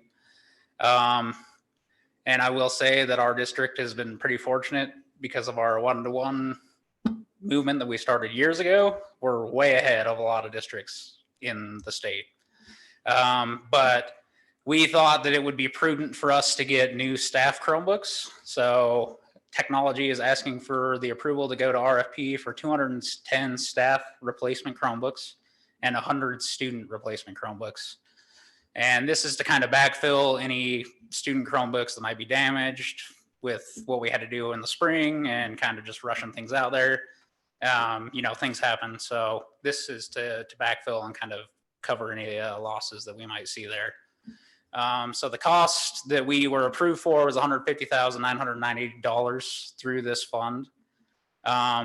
It's possible that it could go up though. The prices are constantly changing, so we'd like to go out as soon as possible. But if the cost is more, we anticipate that some of our CARES Act funds will kind of help to cover any exceeding amount above that. We would also like to purchase warranty and enterprise licensing for all of these as well, which we anticipate would come out of our CARES Act funds as well. So that way we can get coverage on these new devices. Okay, and we will be approving these in August, if you get them back in time. If we get it back in time, yes. Okay, I need a motion, please. So moved. Second. Moved by Rochelle, seconded by Robin to RFP these Chromebooks. Any further discussion? All those in favor? Aye. Opposed? Motion carries. Thank you. Thank you. Next item is a consider approval to go out for an RFP for legal services. This is my doing here, so just bear with me here. This is the motion we made in December when we were appointing things. Brenda Russo made a motion to extend the contract through August. This is for our lawyers, legal, because of our new superintendent comes in on July 1 to have the right off the bat, maybe a little bit much. So maybe we could give 7 months, put it out for an RFP in July with the intent to have a decision in August versus July. Our new superintendent won't start until July 1, which Chairman Core responded correct. Karina Tinsky seconded the motion. Chairman Core stated that it has been moved to continue with Hickey and Evans through August with the RFPs going out in July, and then we can make a decision on what we want to do in August. But if we're going to RFP this, we need to do that at this meeting. What's the feeling of the board? I'm good with it. You want to go out on an RFP? Yep. Brenda? I'm fine with Hickey and Evans. I think they've been. Through December? Through December. Yeah. Robin? I think we need to go out for RFP. That's what. Okay. Hickey and Evans through December. I'm good with them through December.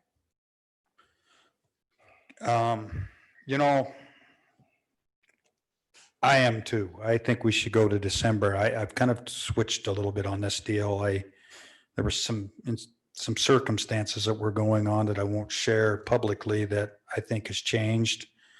I have not talked to Kelly or Mr. Hunt about this, but I think it's worthy of going to December with, I guess, the caveat that we could possibly have 4 new school board members at the December meeting and let them decide what we should do going forward. It's just my thoughts. It sounds like to me we want to continue, I mean, just based on what I heard with going in Hickey and Evans. So I would need a motion to extend the Hickey Evans agreement with the school district through December 30th, 2020. So moved. Second. Moved by Karina, second by Robin. Any further discussion on this? Oh, excuse me, Brenda seconded it. If it's the board's pleasure to go out for an RFP, I mean, for the next year. The problem happens is that if the next school board meeting in December, you want a new lawyer. They could extend the current agreement with Hickey Evans and RFP it and then decide what they want to do. We've done this in the past. Right. It was And it years just took- ago. We interviewed them and it's It's a long process. It is a long process. So it just takes some time to Right. interview the potential candidates. Yeah. And can you remind us again how long they've had the contract? 5 years? 4? I'm thinking maybe 4. Yeah, because we had a couple transitional ones going on there for a while, but I think it's 4 or 5 years, I would guess, if I had to guess. I don't know that for sure. Okay, no, that's. Right. Yeah. So any other discussion? Does it have to be December? Can we push it? I think we should do it through the end of December and the Board of Trustees in December can decide what they want to do. Okay. Next year. And that covers them, even if they decide to do an RFP, at least they have legal services through the end of December and they may say, well, let's extend it through February and we'll RFP it. I think at least gives them that option. Yeah. Okay, any other discussion? All those in favor to extend the agreement with Hickey and Evans through December of 2020, signify by saying aye. Aye. All those opposed? Aye. So just 2. Motion carries. Next item is the update on summer projects. Doug, you have as much time as you would like. What the heck? Thank you, Chairman Core, Board of Trustees. I'll try to make this brief. So if you turn to 8.06 in your board documents, you would see our approved list of summer projects that came out of one way or the other, the Facilities Committee this year. So if we start at the top of the list, we talked about the bleachers at Green River High School. We'll go to, they are right now cutting those doors for the aquatic center roof, the access to the roof through the high school. So if we jump down to Lincoln, when the chiller and phase 2 remodel are all part of Grothouse's project list this year.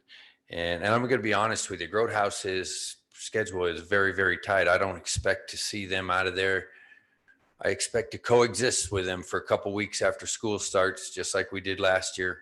And that schedule is very tight. I think the carpet is scheduled to be complete in the building about the end of the month. And I think the bathrooms are scheduled to be tiled or out completely tiled by the first week in August. COVID related?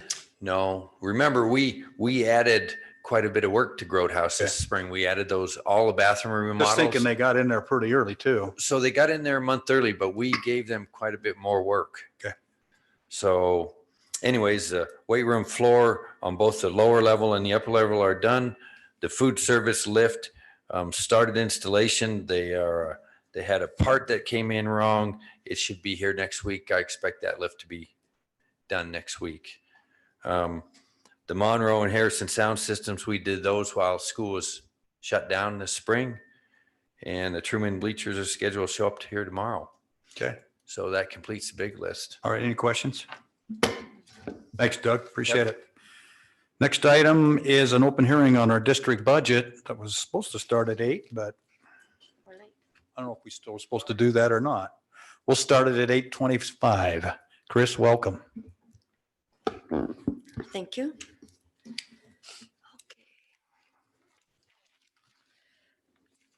Chairman Core, Superintendent Behringer, and Board of Trustees. I'm going to start the budget with the budget message, and this is kind of the highlights of this upcoming, of how we ended the year for 1920, and then what the 2021 budget's going to look like.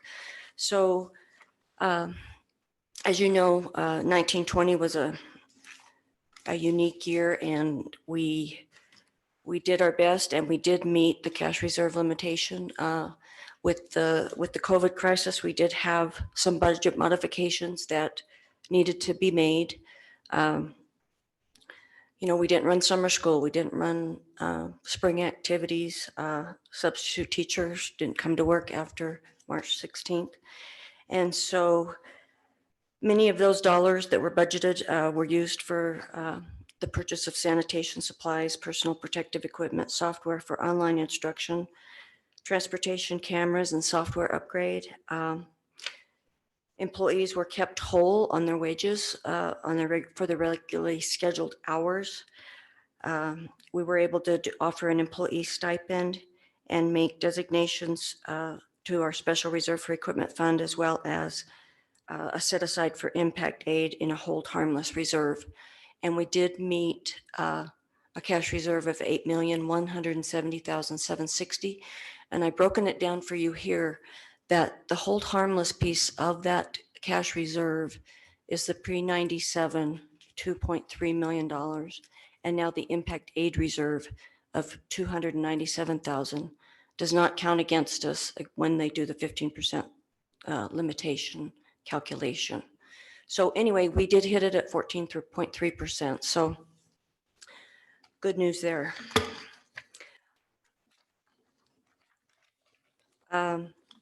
Relative to this year's budget for 2021, we've got estimated revenues at 41.1 million. I'm not going to read these whole numbers, and expenditures at 41.2 million. In our ending cash reserve budget, projected ending cash reserve is right at 8.1 million again, which is a 14% cash reserve. Within the general fund budget, 81.8% is allotted to salaries and benefits for a total of $33,066,898, and non-salary at 18.4%, $7.4 million. So it's a good split. It's about a split that we've been operating for many years.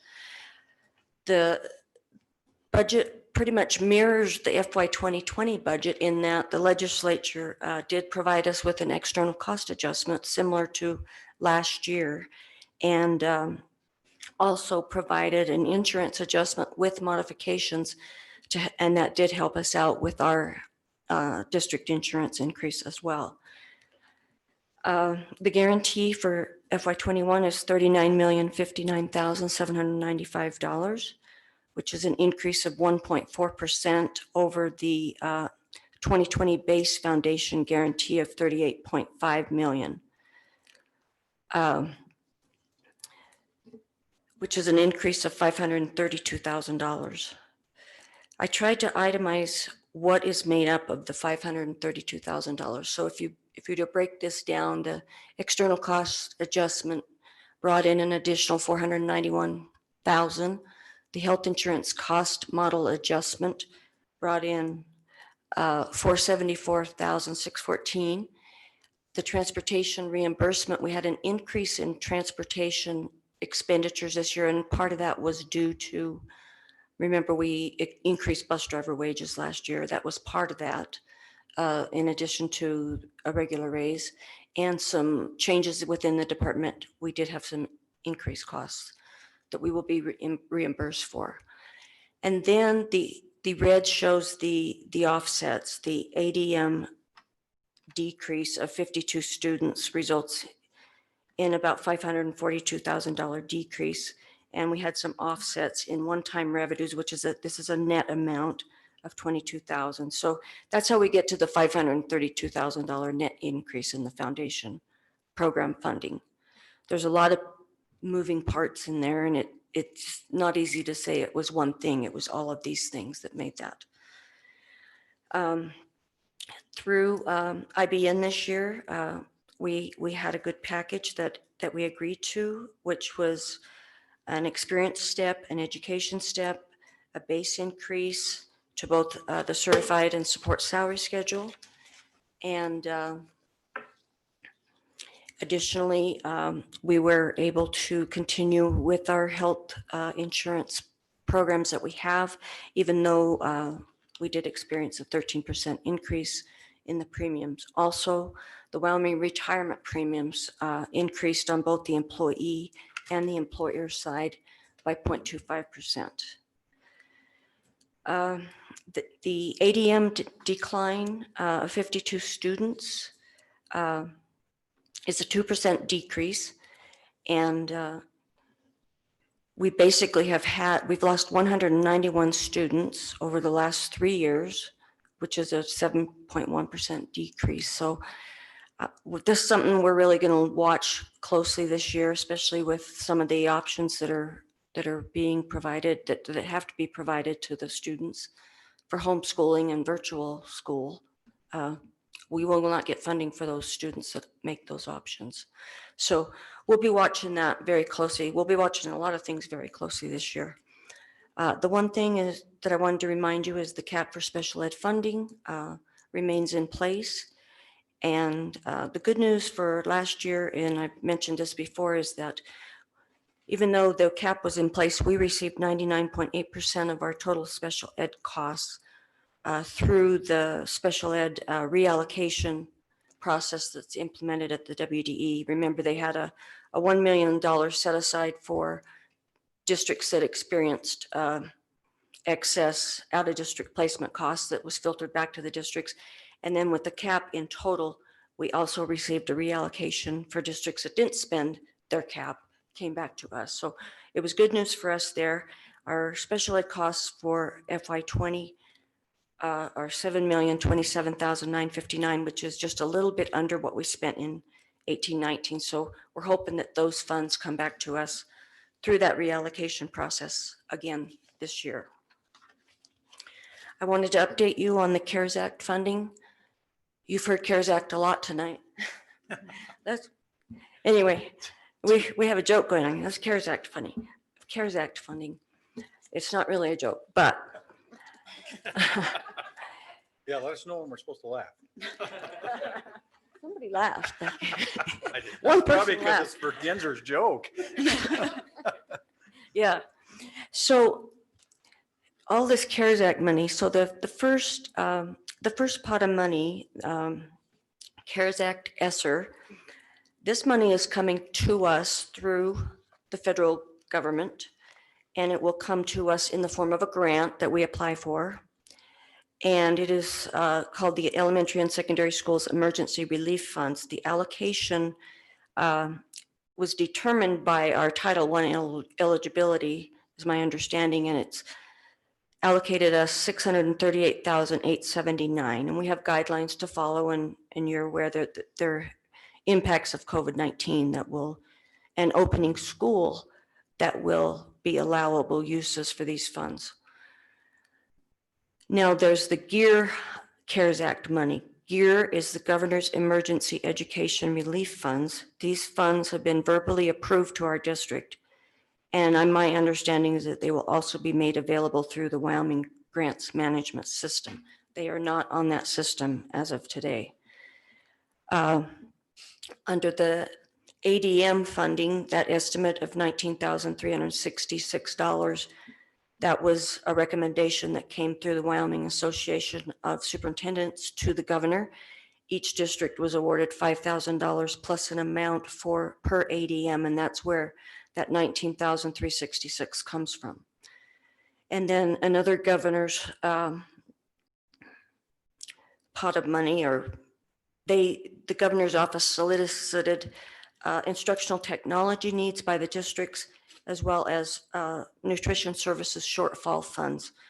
Our district requested this $184,990, and that is some of the funds that JR has requested approval for tonight. Again, verbal approval on these two things, but we are assured that it's just they're working through the details of getting this on the GMS system. For your information, at the end of 1920, the general fund incurred expenses of $201,284 for things like the sanitation supplies, personal protective equipment and safety modifications, instructional technology equipment, and these expenses were covered in the general fund. Right now, we have on order $120,000 worth of items in the same general category. And we've identified close to $300,000 in other technology equipment, except for tonight, I got to add a few more things to that. So anyway, but the costs that will go into this grant, the CARES Act grant, are going to be prioritized for the school reopening plan, of course. And with all of the different items that we could possibly be buying, we believe we've probably spent that money. So there is going to be a prioritization that's going to have to occur. And we will be updating you on this on a monthly basis. So, or if not sooner, okay? Another highlight is the debt service fund. We are scheduled in FY 2021 to make our final payment on the Aquatic Center bond issue. And those dollars are there. And the beginning cash balance in the debt service fund is $282,000. It's about $100,000 over what the mill levy was predicted to bring in. And it always does come in a little bit higher. And so we will need to levy an amount that will raise $1,477,897 to meet the debt service payments, which I am recommending a mill levy of 1.501 for the bond. And that would be a reduction of 0.209 mills from last year, putting our total mill levy request for FY 2021 at 46.201. Chris, do you have any idea how much money we might have when we make our final debt payment? In the debt service fund? Yes. Ballpark. Well, the 282 beginning balance and hopefully the levy that we. But it always seems we end up with extra money. Mm-hmm. If we get another 100,000 over this levy, it'll be about 100,000 is my anticipation. Okay. Left in the fund. Okay, thank you. If that comes to fruition, that will happen. At 100,000, sorry. And then I wanted to mention that, really for 2021, with everything that has happened, the budget looks really good. The work in this fiscal year is going to be looking at 21-22 and what that budget's going to look like. We need to prepare for potential reductions in funding and where they may come, whether it be ADM, the scheduled recalibration of the Wyoming school funding model, and the state and local economic impacts of the COVID-19 pandemic. Economics impact within our community from declines in trona, oil and gas production, and potential loss of students due to local layoffs that we're already starting to hear about. So it's going to be a process. We're going to start it early. Craig wants to get school started first, and then we'll start talking about these other things. So in September, we will kick things off here. We also, as you know, we want to look at our health insurance plan. We want to look at if we're doing all we can to keep our costs under control. And so that's something else that we'll look at to make sure that we hopefully can maybe control some of our increase or, try to mitigate some of that increase. And with that, I've got a PowerPoint, and I don't want to go through a lot of this in detail, but because you've had this budget booklet for a week or so here, and if you have any questions, just let me know. But I'll recap a couple of things. I did already mention the external cost adjustment. I've got the dollars there Are you running that or you were running? Okay. So details there on the, just for your information on the external cost adjustment, what that brought in into the funding model. Next, we have our health insurance model funding. And I did update this slide. If you recall, the legislature did adjust our health insurance model funding based on employees that we are not covering that are eligible to be covered. They call them ghost employees. And so normally we would have expected the 474. The actual funding was for 11, and they basically gave us only 50% of the composite premium increase for those employees that we do not cover. And then that might be the employee's election that they have other insurance. They did not elect to do that, but that's how the funding model compares to the actual. So the note to be made there is that with recalibration, this is going to be on the table. They're going to be talking about that. And so if they get that, that cut will be double. It'll be 126,000 on our health insurance versus 63,000. So just something to keep in mind on the health insurance discussion that's going to happen in recalibration. Regarding special ed, we are operating under the cap, and I already mentioned that it worked out good for us last year. We're hoping it works out the same this year. Alan and his department actually spent less in 1920, even with a higher increase in out-of-district placements. So they're doing all they can to keep the costs under control, to try to keep close to the cap, but it's hard to do with still meeting the needs of the special ed students. So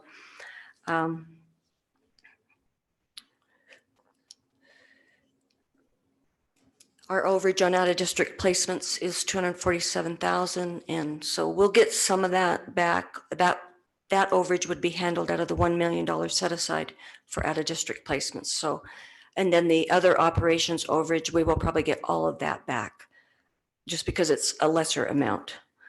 The next slide just kind of caps our ADM funding, and I've already talked about the decrease that we're having, and that's something that we're going to watch real close this year.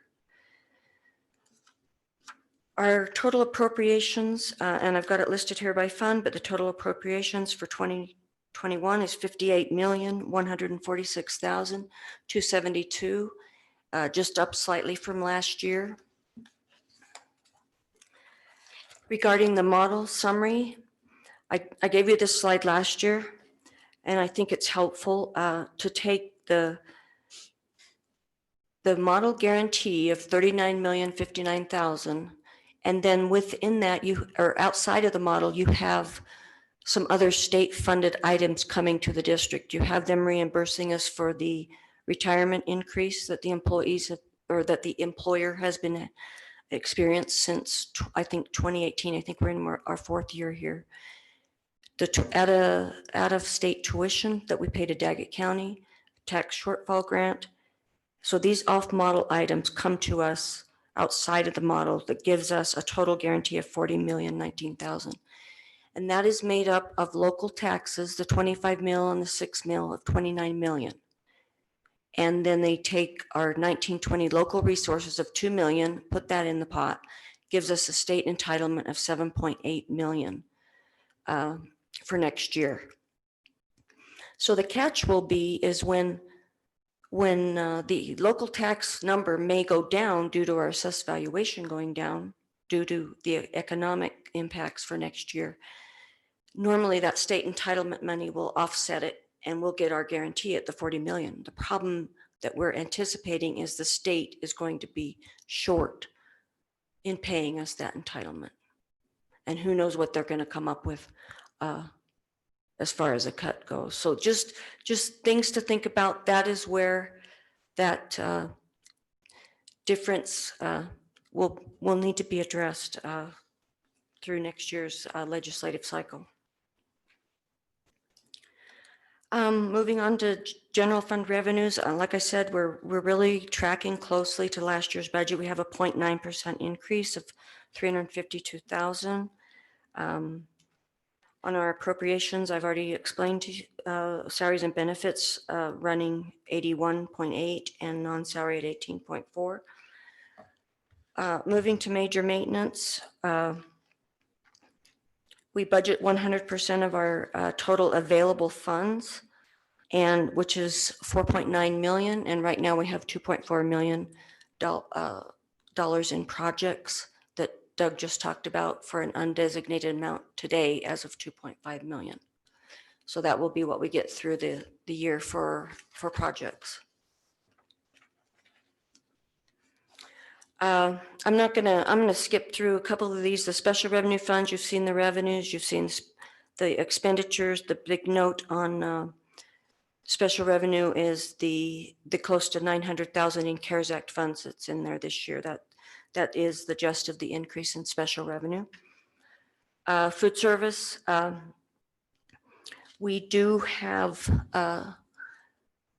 1.5 million estimated in revenues. We kept the subsidy static at $260,000 with no increase, and then our appropriations at 1.698 million. Now, what happened in food service during the spring with the emergency meal program is that we were able to actually increase our ending fund reserve in the food service fund. And we are planning on using that money to replace some very old equipment, to be honest, and the box van, which is unheard of that we can replace equipment in food service. So that was a benefit to our program, and we want to take advantage of that for this year. That is a wonderful program. I was really surprised to see how it benefited our district this way. Capital projects fund, the main thing there, appropriations are at 1.444 million, and I've itemized the projects there, and it mainly is the about 50% of that budget is the aquatic center or the bond issue premium fund and the maintenance fund that is in reserves for the aquatic center. So we only have the bleacher projects and the weight room upgrade. And then the district security enhancements, I am told, is going to be spent this year. 195,990. We have a plan for security enhancements this year.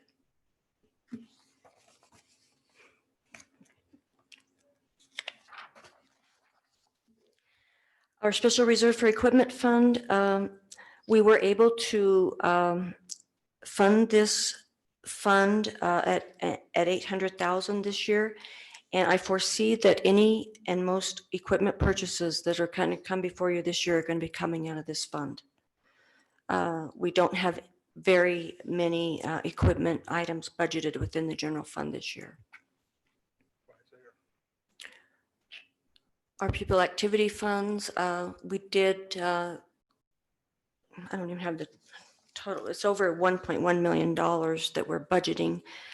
I foresee that we may not have as much many fundraisers, I'm sorry, going forward next year, but they are still happening. So to a lesser degree.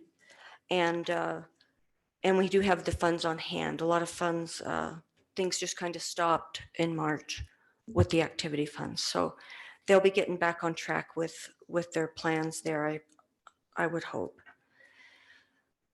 The 2020 assessed valuation, it went up 2.8% to 984 million. Our county assessor is watching that very closely. He's going to give us an update in September. His prediction is like the first quarter is probably going to be a 25% reduction on, say, Trona production, but he doesn't want to predict too much, but he will give us an update in September, and we will keep you posted if anything along those lines. The county assessed valuation at 2.368 billion is a 5.2% decrease over last year. We still, those 24.6 million and 4.5 million are our local revenue taxes that will be generated by our assessed valuation for next year. I've already talked about the debt service fund and the mill levy. so we can skip that one. I've given you a mill levy history over the years. I just updated that, and this will be the last year for that slide. So the next slide itemizes our voluntary levies that you will have the option of voting on tonight.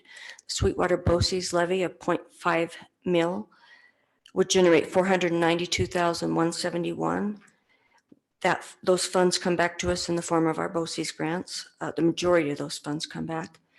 BOCES Region 5 has requested 0.2 mil for maintenance, and that would generate $196,868. And then the recreational up to 1 mil option would generate $984,342. Again, total mill levy of 46.201 mil, which is a decrease of 0.209 mil. And with that, I would be happy to answer any questions. Any questions? No, thank you. Once again, very thorough, as usual. Thank you. You exceeded my expectations, Chris. You better write that one down. Well, I better write that down. Yeah. All right, our first item is consider approval of the Region 5 Board of Cooperative Educational Services mill. They're requesting 0.2 mils. What's the pleasure of the board? So moved. Second. Moved by Rochelle, second by Brenda to approve 0.2 mils for Region 5 Board of Cooperative Educational Services. Any discussion? All those in favor? Aye. Opposed? Motion carries. Next is consider approval of the Sweetwater Board of Cooperative Educational Service mill of 0.5 mils. Need a motion, please? So moved. Second. Okay, moved by Karina, seconded by Brenda to approve 0.5 mils for BOCES. Any discussion? All those in favor? Aye. Opposed? Motion carries. Next item, consider approval of the rec mill levy budget for the fiscal year 2021. This would be 1 mils, 1.0 mils. Need a motion, please? So moved. Second. Moved by Rochelle, second by Ashley to approve 0.1 or 1 mil for the rec mill. Any discussion? All those in favor? Aye. Opposed? Motion carries. Next item, consider adoption of the District 2021 budget as presented. I need a motion, please. So moved. Second. Moved by Robbins, second by Brenda to approve the budget as presented. Any discussion? All those in favor? Aye. Opposed? Motion carries. We'll skip 9.06. 9.07, consider approval of the new policies GBNB, GDNB, sexual harassment discrimination, and policy JFCL, sexual harassment discrimination. This is a first reading. Dr. Foos. Oh, did I miss something? No, I just want to, before Dr. Foos comes on, I would like to thank my staff. I want to thank Corinne for all her help, Katie Harder, my whole business staff, and all of you guys for your help in getting this together. It's been a team effort for everyone, so thank you guys. And trust me, I'm sure in board comments, we'll throw some love at you. Dr. Foos. Thank you, Chairman Core, Superintendent Behringer, and trustees. Harassment and discrimination protects employees from defined protected classes, age, race, gender. You guys know the rest. What the federal government has done in May is extracted sexual harassment or gender in the form of Title IX. And now we have to have standalone policies that we follow when dealing with discrimination and harassment that involves gender or anything to do in that regard. So that's the work that we've been working on the last month with Hick and Evans and the WSBA. On the agenda, and thank you for passing over 9.06, Chairman Core. It is more or less a definition of the sexual harassment in Title IX and the role of Title IX coordinator. We've been asked to have that tabled until some details can get worked out with those two entities.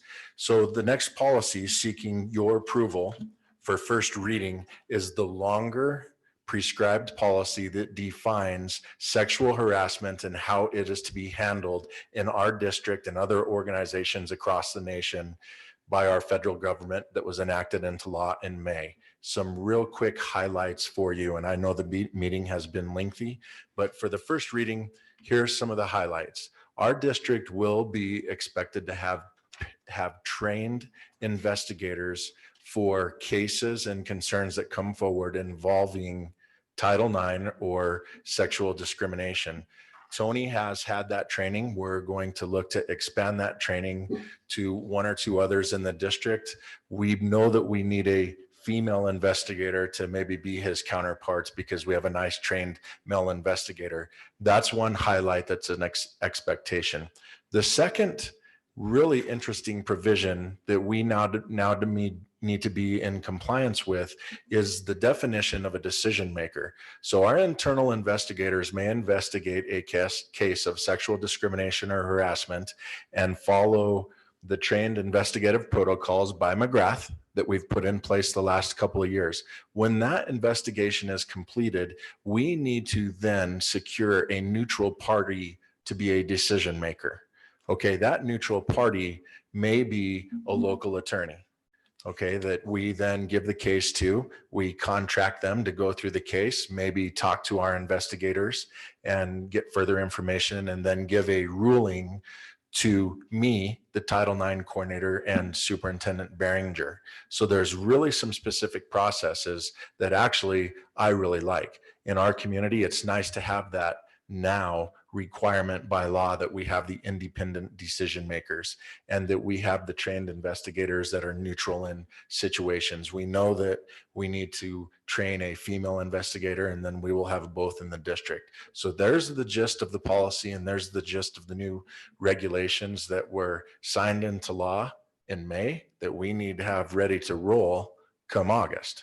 And so that's why we have our first reading here tonight. To avoid confusion, and Mary, thanks for your help on this, GBNB, okay, and GDNB, it's the same policy. And the next one that you see on the board agenda, that's the J, it's the same policy, but it's the J version that goes into the student section of our policies. Okay, so seeking your approval on first reading for all sets of the next two policies. Okay, need a motion, please? So moved. Moved by Robin. Brenda, second by Robin, sorry, to approve the policies GBND, GDNB, and JFCL. Any discussion? All those in favor? Aye. Opposed, motion carries. Next item, consider approval of the amendment to policy DJF EFAB, procurement policy and procedures. Okay, I need to give Corinne kudos on this. She did the research, she did the work, she was on top of it. And basically our newly adopted procurement policy that we received from the WSBA and put in place last year is good to go. We just need to adjust some figures. Corinne included in the board docs the changes in those figures that our legislators did this past March. So just seeking your approval for an amendment so we can get the numbers adjusted. All right, this is an approval to the amendment, this is an amendment to the policy DJF EFAB. Need a motion, please? So moved. Moved by Robin, second by Rochelle to approve this. Any discussion? All those in favor? Aye. Opposed? Motion carries. Thank you, Mr. Foos. Thank you. Appreciate it. Superintendent board comments. Mark, let's start with you tonight. You got anything? I like the presentations and everybody's hard work. Appreciate that. If anybody has any time to go looking about reopening schools, American Association of Pediatrics has put out some very good information.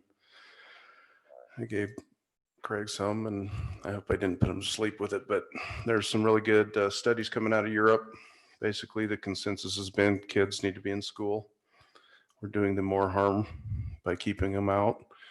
That's where it's kind of landing right now, but that's some good reading and some really good points that are being made on this whole process. And I think everybody'd enjoy reading that.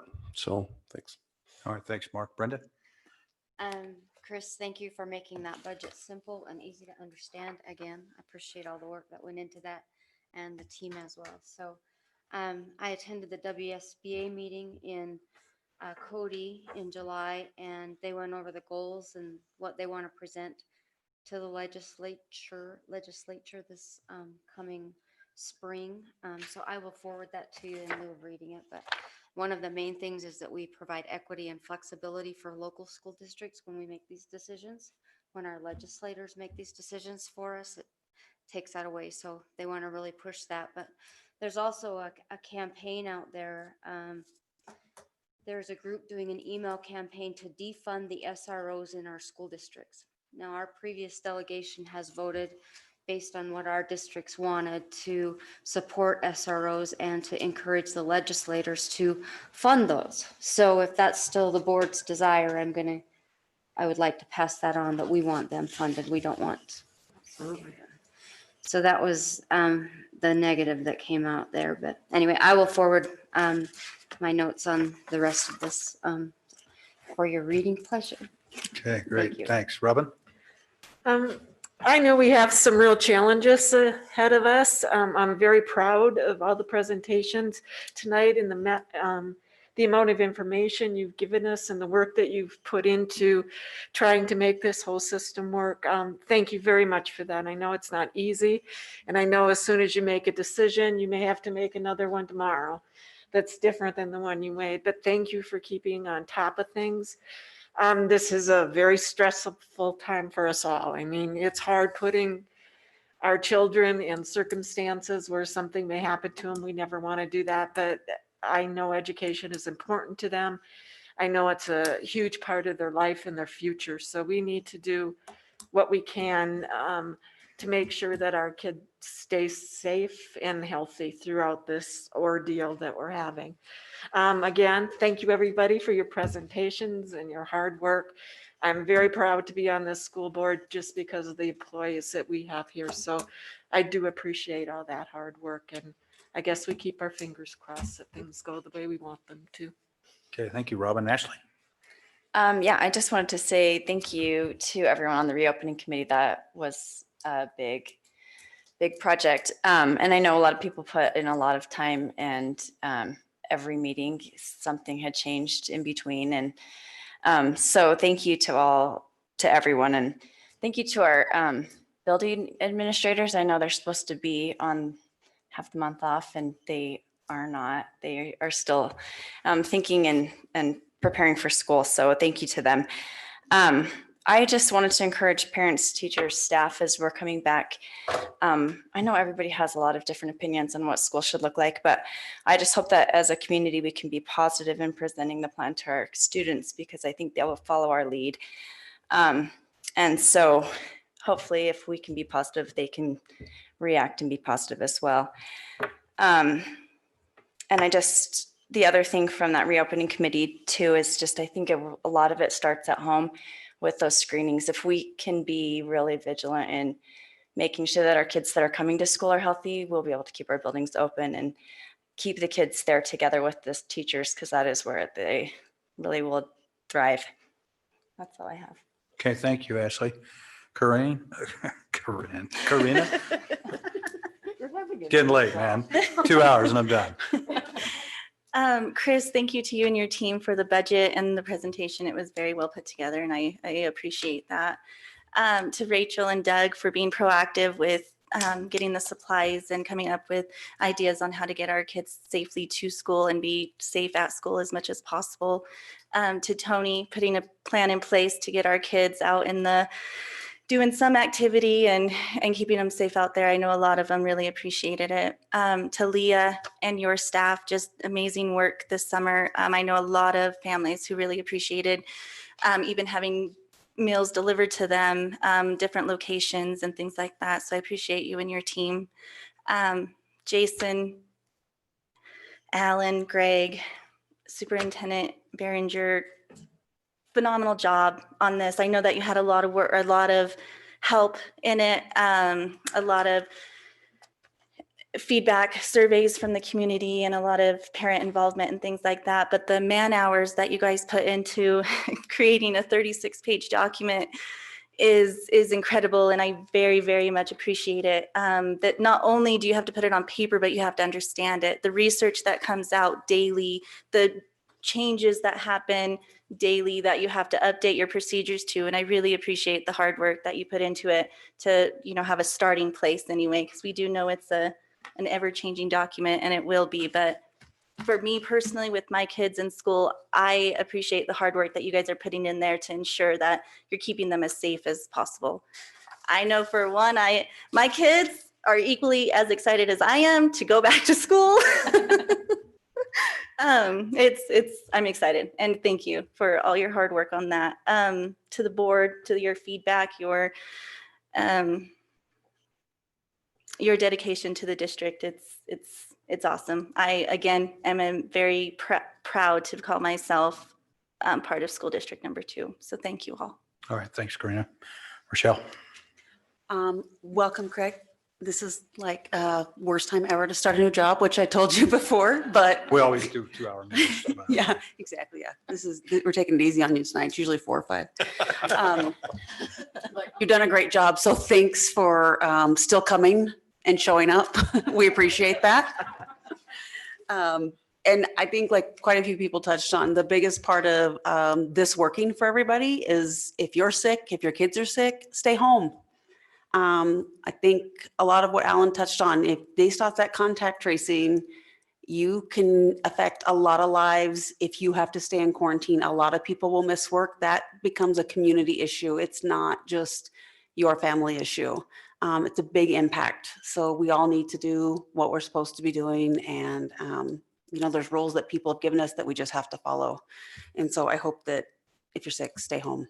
And those who are looking at doing online options, I hope that you really take an opportunity and try what the district is offering. I think a lot of people have looked at what we did previously was crisis schooling.